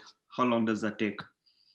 Sure, Gaurav. So usually our customers, our engagement or onboarding with the customer is about 2 weeks. And the reason is because we do not go and start delivering an enterprise solution or focusing on that. We pick a specific use case, a pain point that they are running into. Our ability to connect to about 150 different type of sources allows us to really go plug and play. And the fact that many of our templates and rules are built in allows the customer to start seeing the value quickly. Ashish, congrats on all the progress. I had 2 questions. One is on the current distribution of users, since you've described so many competitors.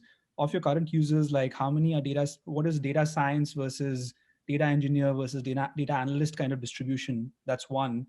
And the other is, since you spoke about streaming data, do you cover like Kafka, Kinesis, and even CDC from MongoDB and DynamoDB and so on? Are those use cases covered as well?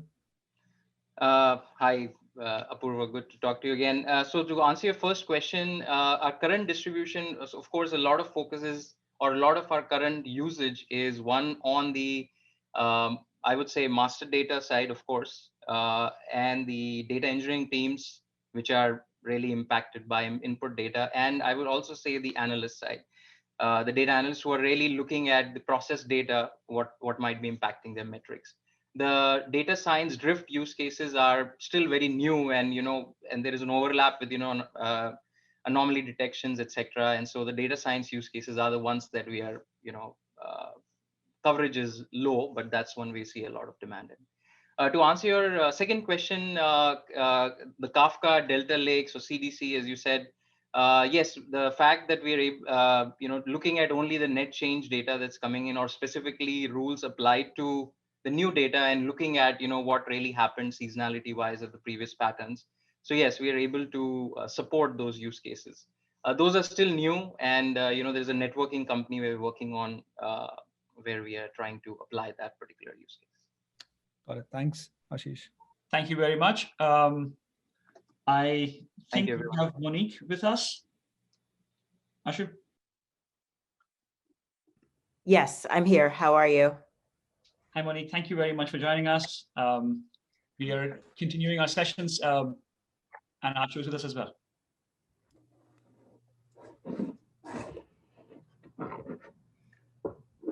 Ashu, can you hear me? Well, Monique, welcome, Monique. Do you want to do a quick 30-second intro just for the group, and then we can, keep going on the pitches? Sure. Hi, everyone. I'm Monique Woodard. I'm a venture capital investor based in San Francisco, founding partner and managing director of Cake Ventures, an early stage venture firm that focuses on companies that are addressing areas of demographic change. Excited to be here. Good to meet you all. Thank you for joining us today. Thank you. Excellent. Monique, good to have you with us. The next presentation is for Nimbella by Anshu Agarwal. Hello, everyone. Can you hear me? Yep, we can. All right. So I'm Anshu Agarwal, founder and CEO of Nimbella.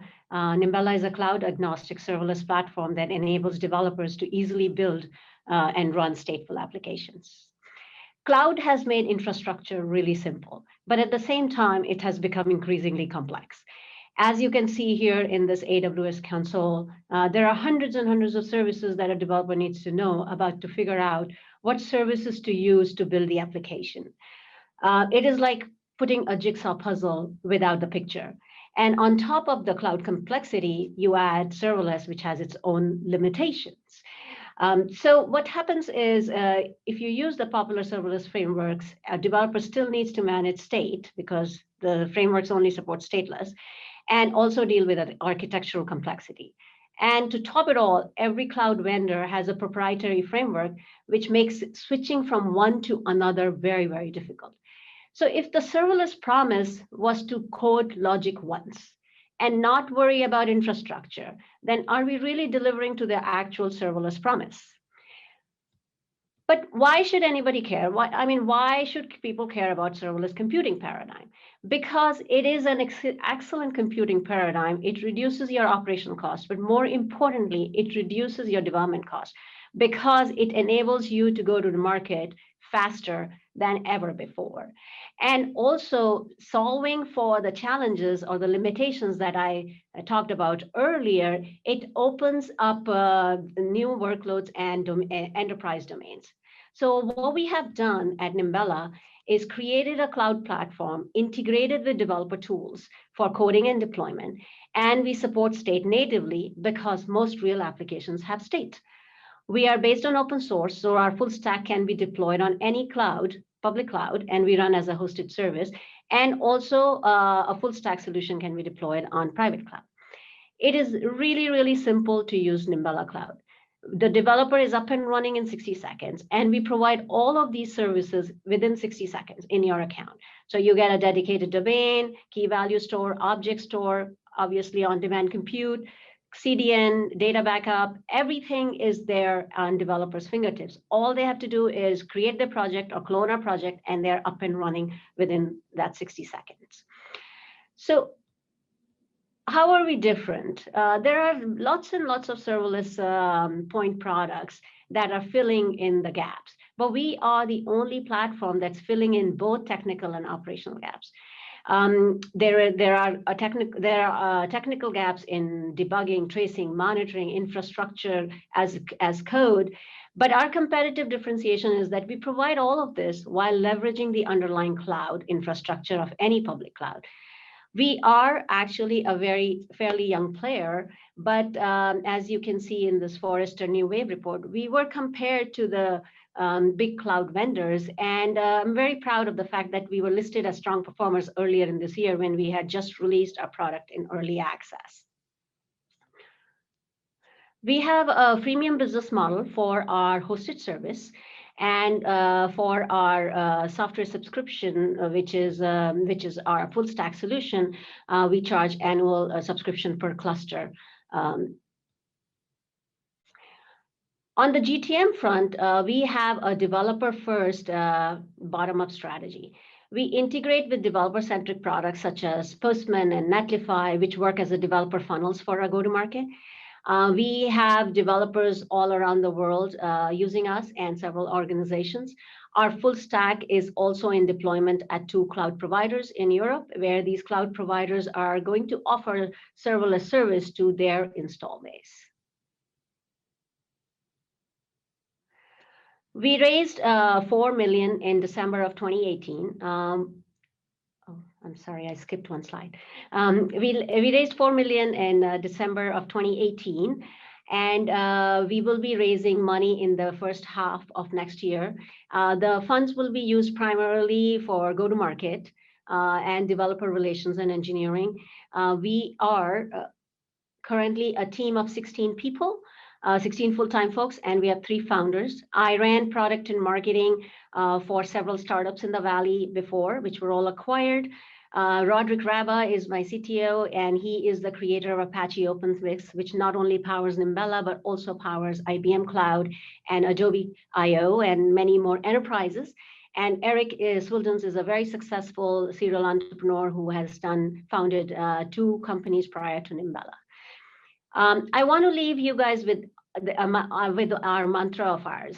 What we are doing is commoditizing the cloud by leveraging the underlying infrastructure of public clouds and democratizing the experience so that the supercomputing power of cloud is available to developer of all skill sets and not just a few experts.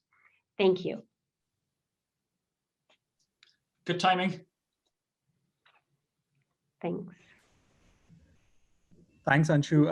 I had two quick questions. One is, are most of your use cases focused on front-end developers, or do you have back-end developer use cases as well today, as you see it today? Because you spoke about partnerships with or integrations with Netlify, Postman, and others. So that's on one side. The other thing is, would love to get your thoughts on AWS's recent announcement around Lambda supporting Docker images, which makes it easier for people to kind of use, or developers to use Lambda with the same container tooling that they are familiar with. Great questions, Apurva. So regarding the front end, our use cases, actually, we are the back end for Netlify use cases. So we are the serverless back end. And for same thing with Postman, Postman is mock and test. We are the runtime. We are doing the runtime part for the APIs. So they are mostly the stateful APIs. So that is our value proposition there. Our use cases today are more in the commerce, like e-commerce, where there's shopping carts, workflow orchestration, real-time stream processing, which are more, which can be both front end and back end. And our value proposition has always been that you have to build a serverless application, not serverless function. That's how an application is built. So with one deploy button, you should be able to deploy both front end and back end. And that's what most of our use cases are. The second question about AWS announcements, tremendous announcements. I'm excited and nervous, I have to say, because it was all about almost, I would say 50% of the Andy Jesse's keynote was on serverless. Hundreds and thousands of customers. So it is definitely exciting, because some people would have said serverless is not there, but for AWS, serverless has landed. And then supporting containers is a testament that there is more and more work needed for serverless. We have been supporting container runtime since we started. The difference, I would say, is we support state natively, because we have integrated at the platform level. This is not something you can do at user level, because the locality of storage and compute cannot be maintained in serverless, just serverless compute time. So you have to have serverless compute, serverless memory, and serverless storage to actually support the enterprise workloads that need state. And that is the one big differentiation. The second big differentiation is AWS has no intention to run on any other cloud. We are cloud agnostic. So if someone wants to has multi-cloud strategy, or even private cloud strategy, there needs to be an option. Okay, so I'm truly excited about AWS educating the market, because serverless needs education.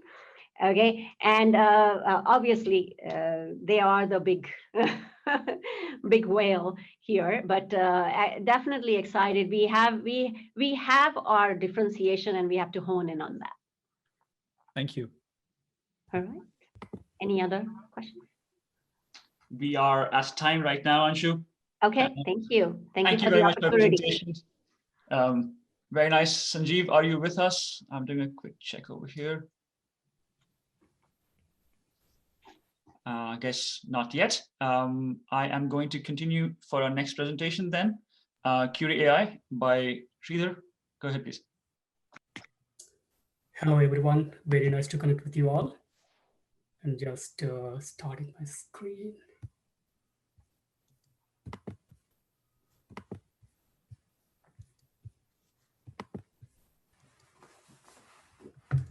So Curie is a deep tech healthcare startup transforming the standard of care for proactive interventions and personalized care.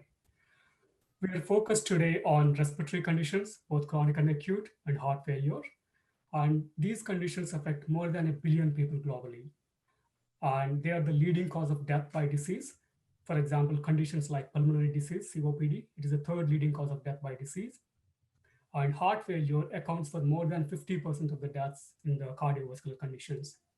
And not only that, these conditions result in substantially high number of ER visits and hospitalizations.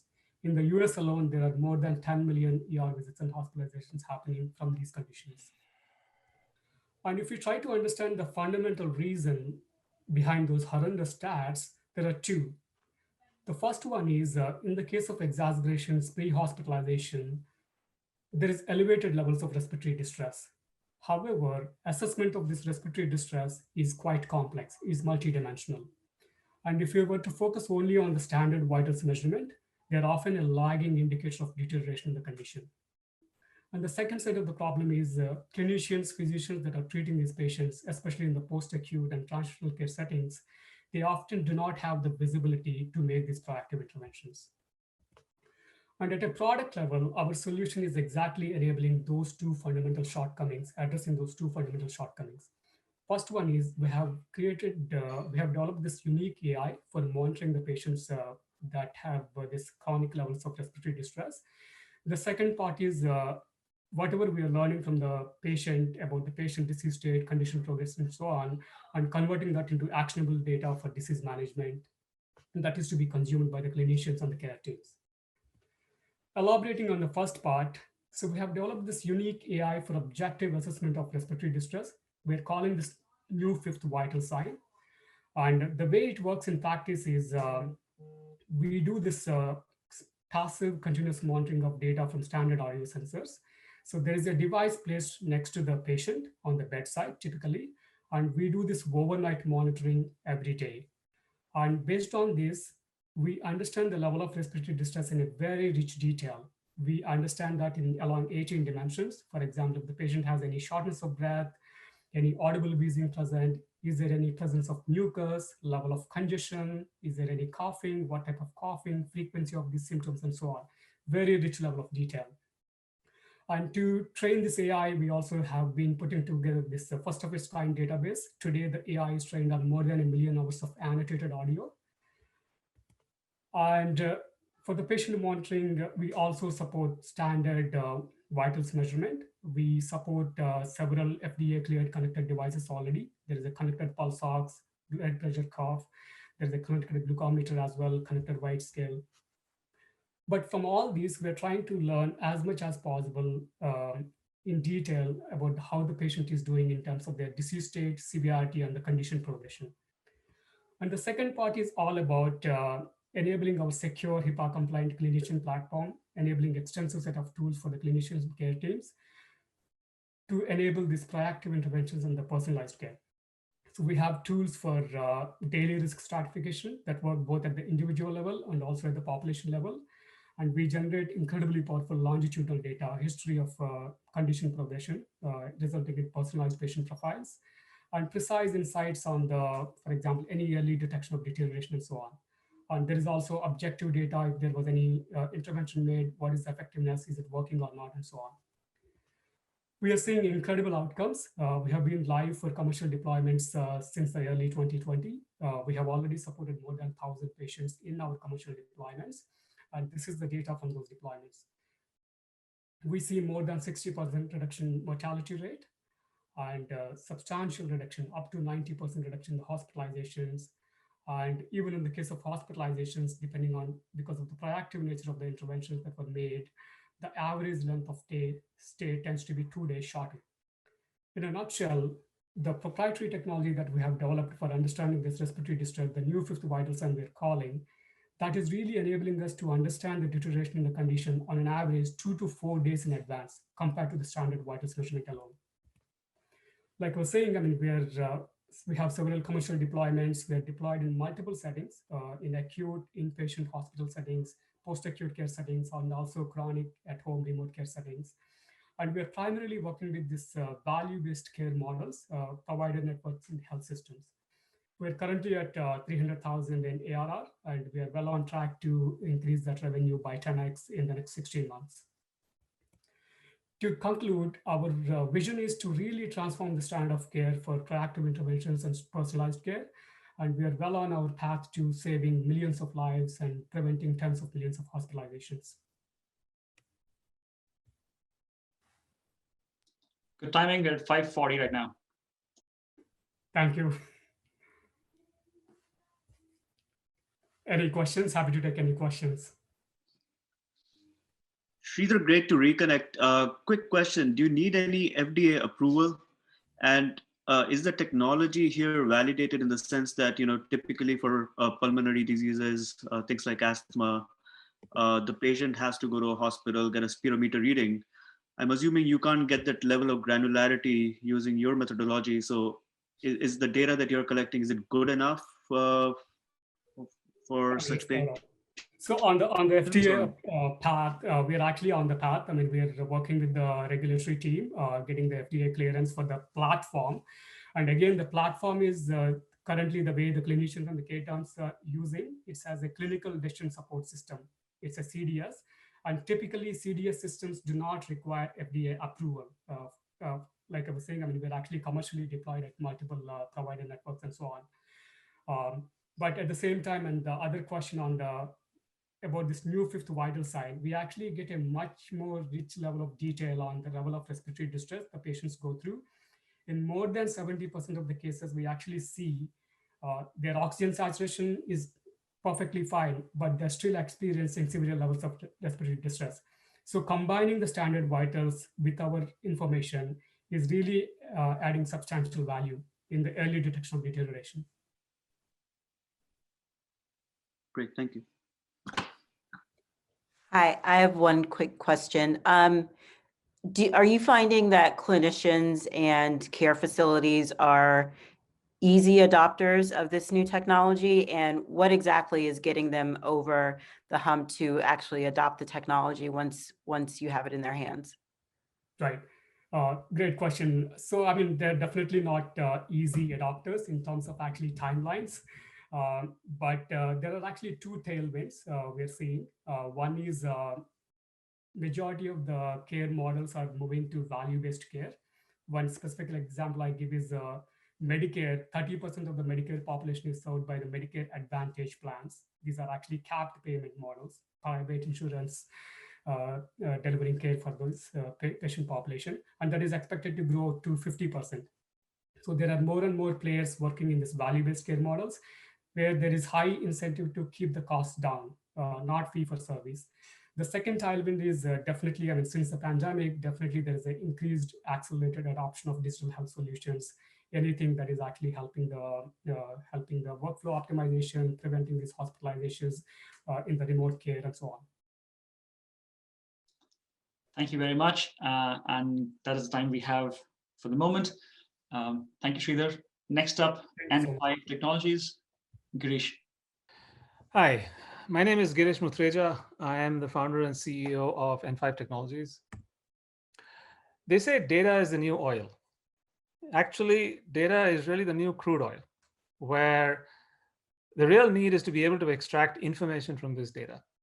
The primary driver behind this is the fact that human system interaction is becoming a lot more contextual. And for that context, you need information, and that information is derived from data. This ability to be able to extract information and context from data and use that to serve their customers in a more contextual fashion in enterprises is called translytics. Think payment processing systems, fraud detection systems, airline booking systems, et cetera, et cetera. The problem is that the data that is used to derive this context is continuously and exponentially increasing in volume, velocity, and variety.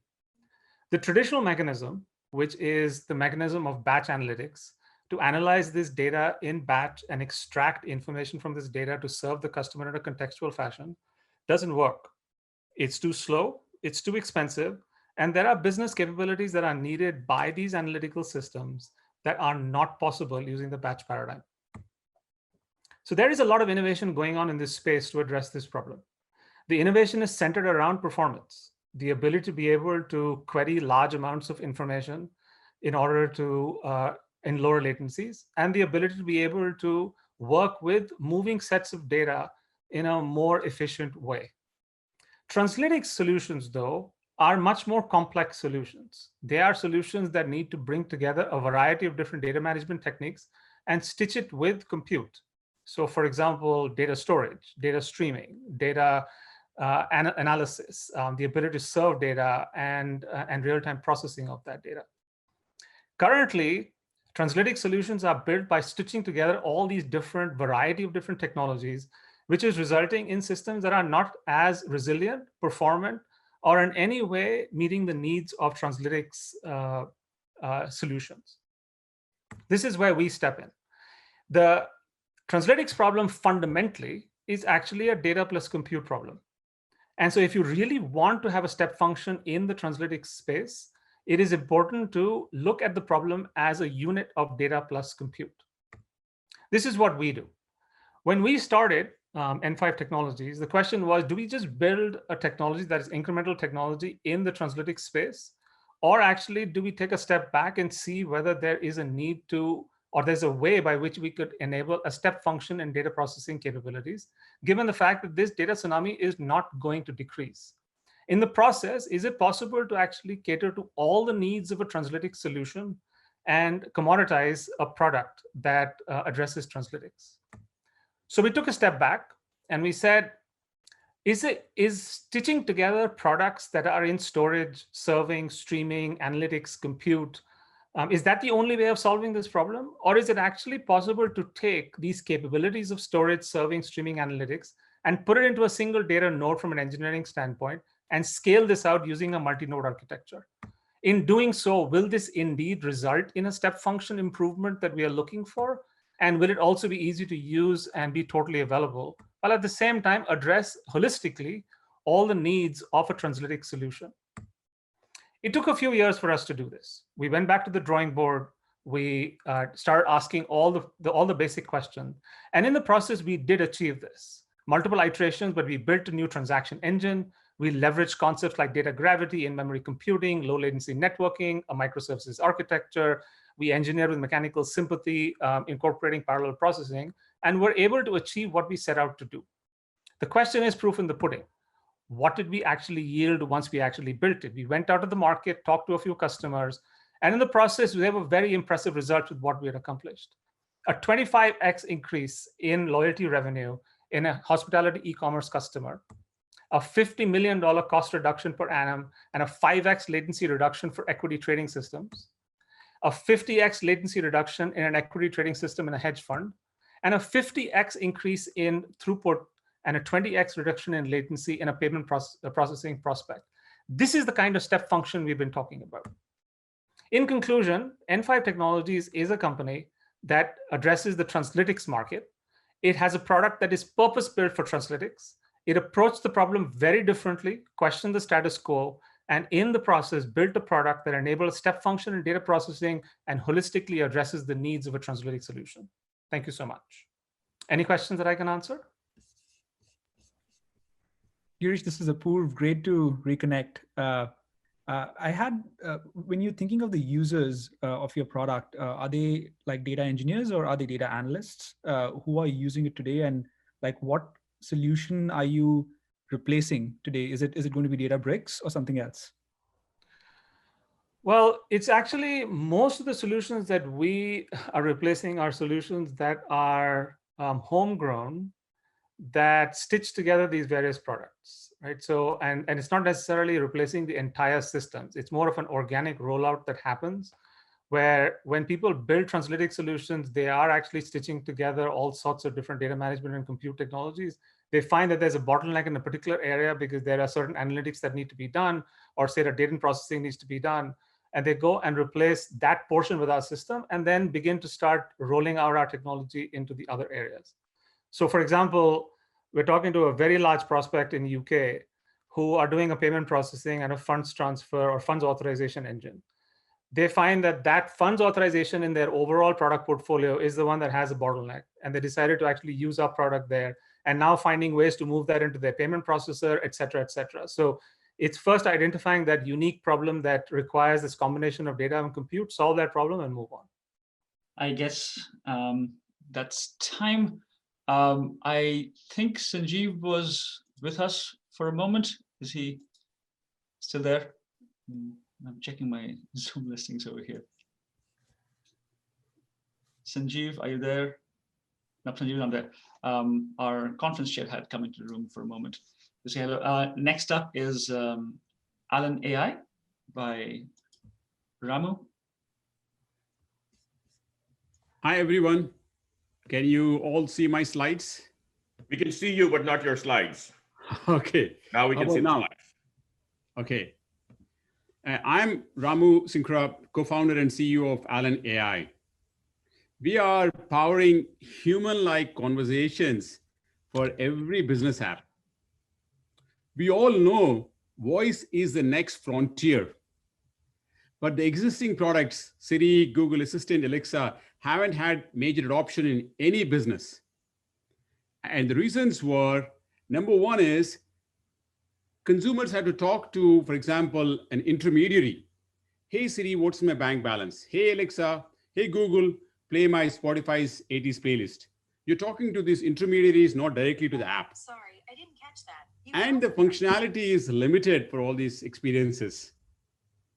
And lastly, when users use these services, there are privacy issues for the user and security concerns for the businesses. Let me show you an Alan experience. And we've been in conversations with Capital One to deploy Alan experiences in their existing mobile products. And the experience looks as follows for them. Hey, Eno, will my card work in the UK? Yes, your card will work in the UK with no extra charges. By the way, do you want travel protection? Yes, please. Okay, your travel protection is on. Anything else? Yes, your radio subscription charged $36 last month, a $26 increase from the normal $10 charge. Would you like me to resolve this?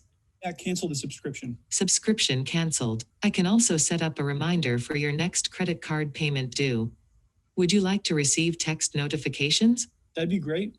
Okay, I'll send you notifications the morning of your payment. Send them at noon. Sure, change the notification time to noon. So this is the kind of experience we can deliver for every mobile app for every business, as well as websites.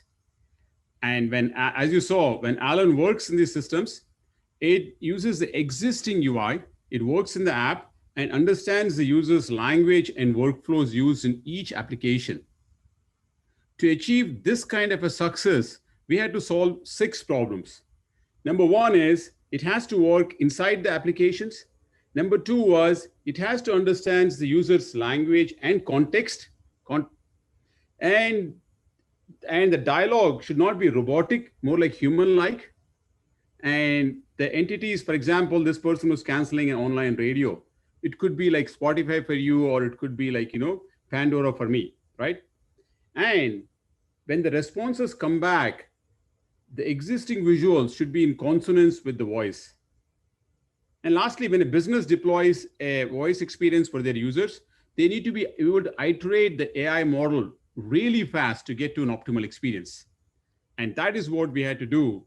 And if you compare us with the competition in these 6 dimensions, we are way ahead of them, and we need help to accelerate this lead. And this is the pieces of software we had to create. In the cloud, we had to build from the ground up the ability to understand users' context in 3 dimensions: visual, workflow, and dialogue. And unlike a text-based NLU infrastructure, we had to create from the ground up a spoken language understanding for human voice and support voice and visual responses in each application. So this platform lets any developer to deploy a human-like experiences, conversational experiences in any app and website in very quickly. And if you take 2 dimensions, how we compare with the competition, we are way ahead in both completeness of experience as well as the swiftness at which we can deploy these experiences. Our basic pricing model is we have a free tier and a premium tier, and we are rapidly expanding in both the tiers now. And for enterprises, we're directly working with them on the use cases they see immediate ROI. And ours is a self-service platform. Every week, we have hundreds of developers coming and signing up to the platform, and they have 1,700 in-app deployments as of now. Murphy Oil is live with Alan deployments in southern part of the United States. And we are working with these brands in the use cases of improving the customer service. They can get all the experience in the app itself instead of calling the contact center. It costs them $6 per call. As well as in e-commerce, where they want to use voice to improve the discovery experience. Then patient monitoring applications are coming in, where they want to make sure the patients can do a self-service of their own symptoms to a couple of times in a day.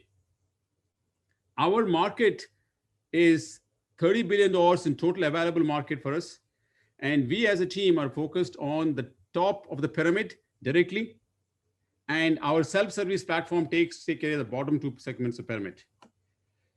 I have raised $16 million from a previous startup, Quick, and was acquired by Skype. Andre and I worked there, and now we are doing Alan together. Thank you.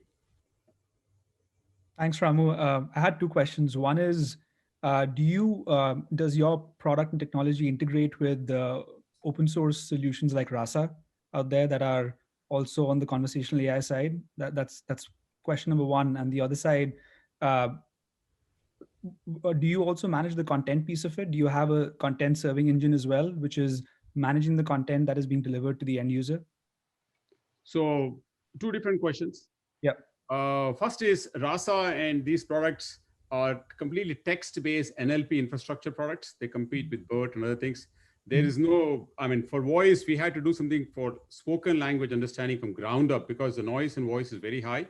Speech recognition is commoditized, but you need to understand the language and the context to make sure which words are spoken. So that is where we are superior to Rasa. Lots of companies tried that, didn't even come close to where Alan can do what these guys can do today.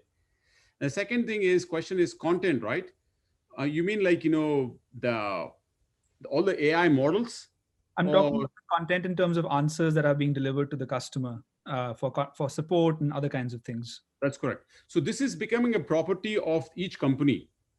For example, T-Mobile wants to keep all the answers to themselves and improve their product experiences using this analytics on this data.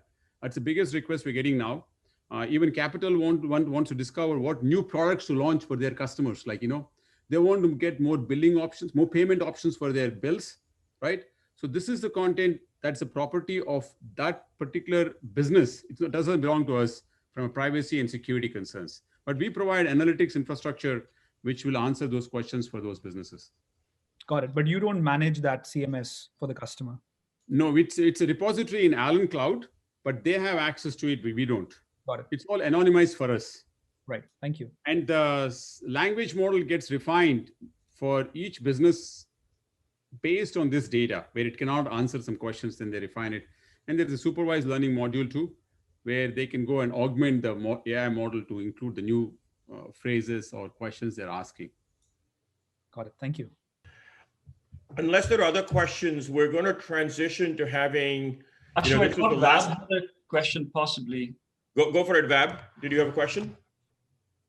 Yeah, I was going to just basically ask, what will be, if you look at a year or two out, right, what will be your go-to-market strategy? How do we expect this to get adoption? Yeah, we have a fantastic adoption with the developers now. We want to become in a year or two from now, there will be 3 walled gardens: Siri, Google, Alexa. And we want to be the de facto, so any developer can pick up Alan and put it in their app and have a conversation experiences in the app. And that's the way. And then we have a premium model. After 50 interactions, they have to upgrade to one of those paid plans and get it going from there. And on the top down, we will be serving the tier 1, or at least the top of the pyramid, I just showed you, right? Got it. That is where bulk of the revenues are. Thank you very much, Ramo. Absolutely.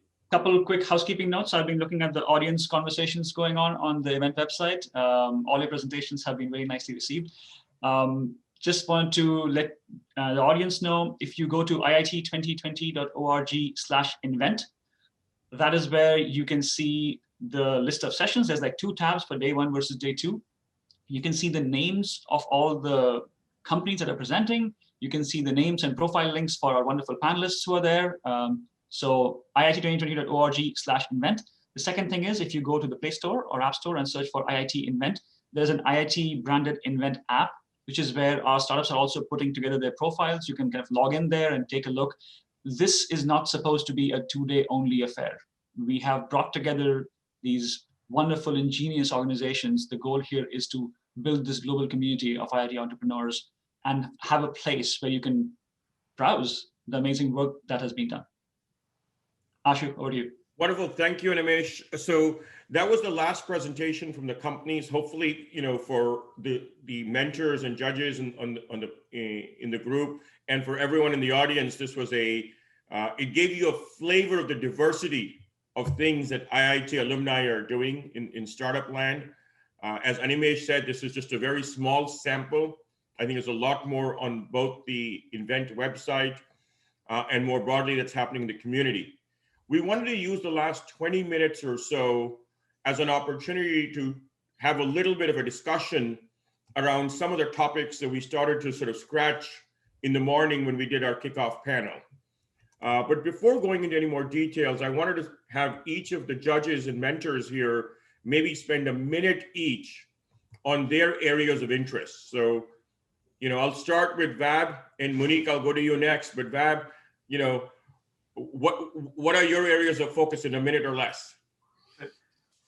I think one of my biggest focus is I'm always driven by the entrepreneurs, because it's very hard for us as a venture capitalist to come up with all the trends. So when the entrepreneurs have the background and they surprise you with some things which other people have not thought about, is the number one in my list.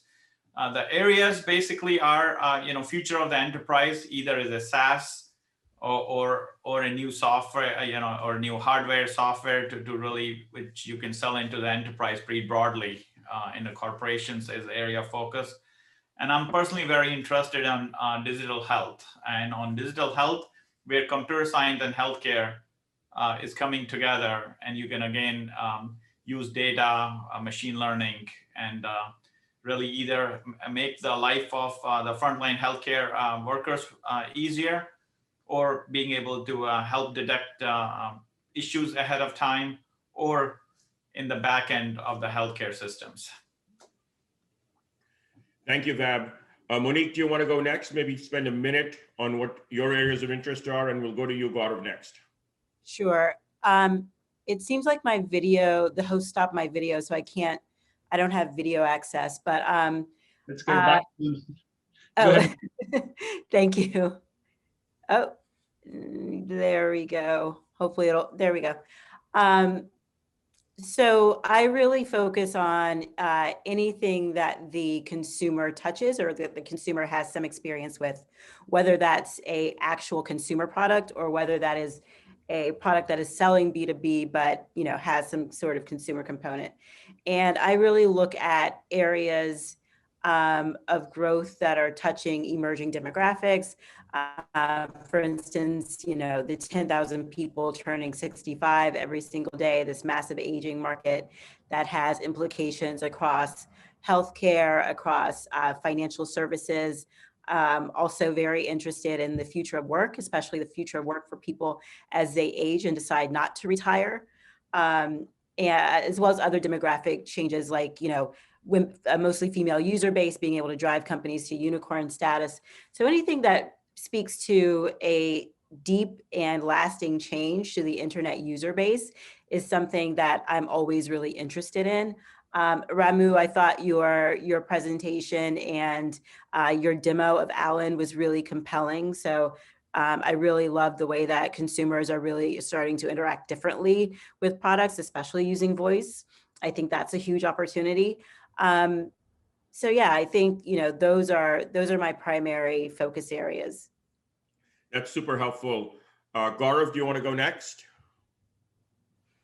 Yes, I can go next, Ashu.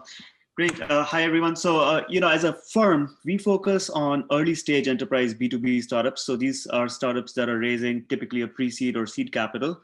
Our areas of focus are cloud, edge, security, analytics, and SaaS. And I'll just pick a couple of areas that are of interest to me right now. One is, in cloud, obviously things are moving up the stack and there's greater adoption of containers and serverless technology. So that's a key area of interest for me. A lot of applications over the past few years have been using these technologies in development, but now these technologies are moving into production and there are production grade concerns. For example, I think Nimbella addressed some of those. That's an area of interest for me, how these technologies can become more production grade for real world use cases. Another area of interest for me is around SaaS applications. Over the past decade or so, SaaS applications are being used everywhere, CRM, ERP, support, so forth and so on. But at the end of the day, they're still sort of glorified spreadsheets. So are there new ways, systems of engagement that can work across a variety of SaaS applications and make the end user's life easier in terms of interacting with those SaaS products, but also gain more valuable insights, more valuable utility out of those applications? Just a couple of areas that stand out for me right now. Thanks, Gaurav. Apurva? Thanks, Ashu. Yeah, so I had mentioned earlier that I focus on, and Foundation focuses on early stage enterprise. So everything from, the first check is everything from seed stage to Series B. And I look at everything across the enterprise stack, though my sweet spot or areas that I have an opinion on are tools, technologies, and products that sell to the technical audience. So data engineering, dev, DevOps, enterprise IT being the least technical in the entire spectrum of things. Also look at applications or automation and machine learning across the stack, which could be functional areas like sales ops, marketing ops, based on my background in go-to-market, as well as in the general zip code of RPA as well. So those are the areas that I have a focus on. I understand, but I look at everything across the stack otherwise. Thanks a lot, Apurva. And just to sort of, close out with what my area of focus is, I'm less focused on specific spaces or sectors within the enterprise. I'm mostly an enterprise investor, although I have done a handful of B2C things over the years. What I look for is mostly deeply technical founders solving impossibly hard problems. And I look for technical insights. If it's casually obvious that this problem can be solved, it's probably not a good fit for me. If it seems like a problem that is almost impossible to solve, and a team has a unique angle or insight on how to solve that problem and real clarity on why the problem can be solved today and couldn't have been solved in the past, then definitely give me a call. Almost everything I do is pre-product and pre-revenues, so very often pre-PowerPoint as well. So that's it. I think we've all given you in the audience a chance to get a sense of what we look for in companies. Animesh, you had mentioned that you had a question or two. Yes. So a question that came in the earlier panel as well, and I think that our guides and mentors here are suited to answer that, is some of our audience said something to the effect of, I'm thinking of starting something, but I'm afraid maybe I'm too old, maybe I have a family, what will happen to them? How do I convince myself to take the plunge? What do you guys have to say for that? Vab, maybe you and I want to kick that off. You and I are the old guys in the panel here. Gaurav, Monique, and Apurva, you don't know what age is. Yeah, look, I think there is really no trademark on when you can start a company. I will say, something comes to mind is a Workday. I mean, go back. One can do a research on Workday founder Dave Duffel when he basically started Workday. How old he was. So one has to just be comfortable that startups comes with a risk. That are they willing to take a risk? And the second thing is, being able to build a team. You need to build a diverse team, right? You need to have some people who are up and upcomers in their career. Some of them very experienced, because it takes a village to start a company. So I truly believe that age have no limitations on being able to start the company. It's just, are you ready? Because it takes a lot to build a company. I would just add to that, to what Vab said. Look, all human beings have biases, and I wouldn't say that VCs don't have biases, and that people have biases around age, around gender, around race, around pedigree, and geography.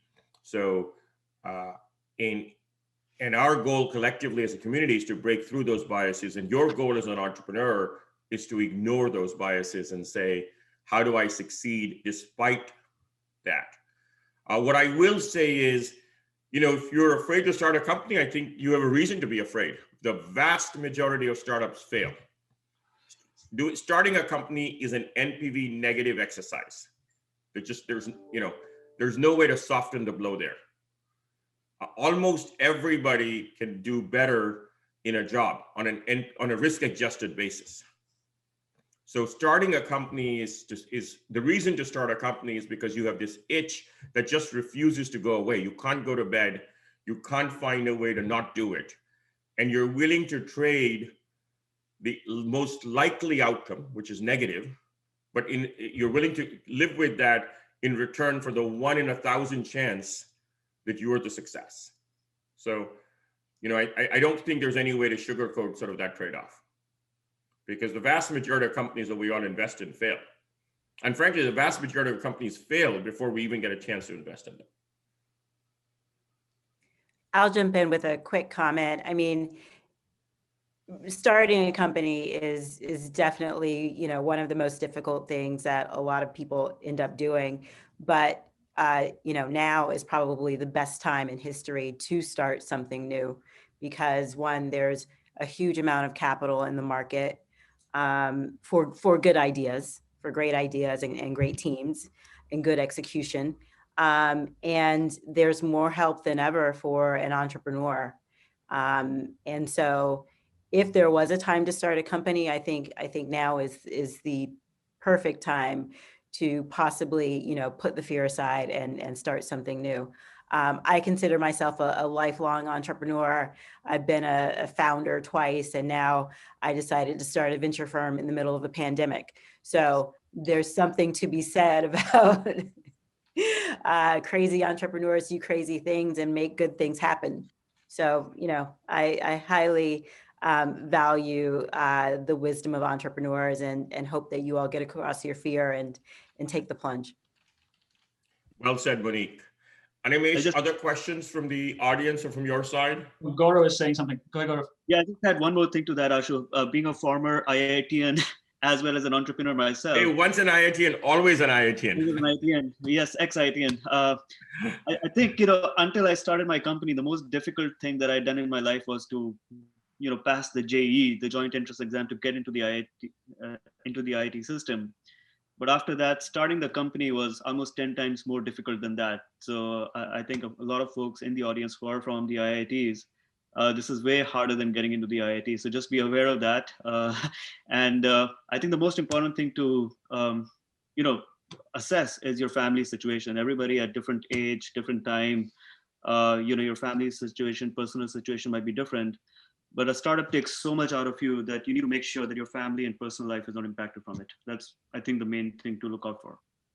Excellent. Well, no more questions for the moment. We have a couple of minutes we can give everybody back. It has been a pretty nice long session. Thank you, everybody, for being here. A couple of quick housekeeping notes. Tonight at 10:30 p.m. Pacific, which is noon IST, there will be the India Spotlight session. Those of you who can make it are most welcome to attend that as well in the event. Tomorrow, 10:40 a.m., we have a fireside chat with Mohit Aaron from Nutanix and previously with Cohesity and previously Nutanix. We'll be having a conversation with Carl Eskenbach from Sequoia Capital. And at 12:45, we'll have our second Spotlight session tomorrow. This is all available on the event website under the agenda for tomorrow. In the meantime, please do go to IIT2020.org/invent. Ashu, back to you. Thank you, Animesh. And I just want to take a quick thank you first to the judges, Gaurav Maglik, Monique, Apurva, Vab Goyal, Jishnu and Schwark, who both dropped off a little while ago, but were with us through the large part of this. But most importantly, a huge thank you to all of the presenters and the startups. Doing this in 5 minutes or less is hard. And as Gaurav said, doing a startup is going to be the hardest thing you've ever done. And all of those of you who presented have made huge leaps forward in that dimension. In many cases, you have customers, you have revenues. And so can't thank you enough for putting yourself out there and presenting in front of this audience. And I think to everyone in the audience, I think Monique said it well. While it's always hard to do a startup, it's never been a better time to be an entrepreneur. COVID has taught us that entrepreneurship is global. It is the single biggest force for good in society. There's lots that we all need to do better as a society, but the single best tool to change society and to move it forward is entrepreneurship. And hopefully coming out of these sessions today, all of you are thinking about how do you sort of break the shackles of your corporate jobs and become entrepreneurs of tomorrow. So thank you. And hopefully we'll see you in other sessions over the course of today and in the spotlight tomorrow and in the panel with Mohit and Kailash and back. And in the meantime, click on booths, click on the filter on the categories and look for startups. There's a whole bunch of logos over there. Please feel free to browse or look for your favorite startup that you saw today over there. Thank you. Thank you. Thank you.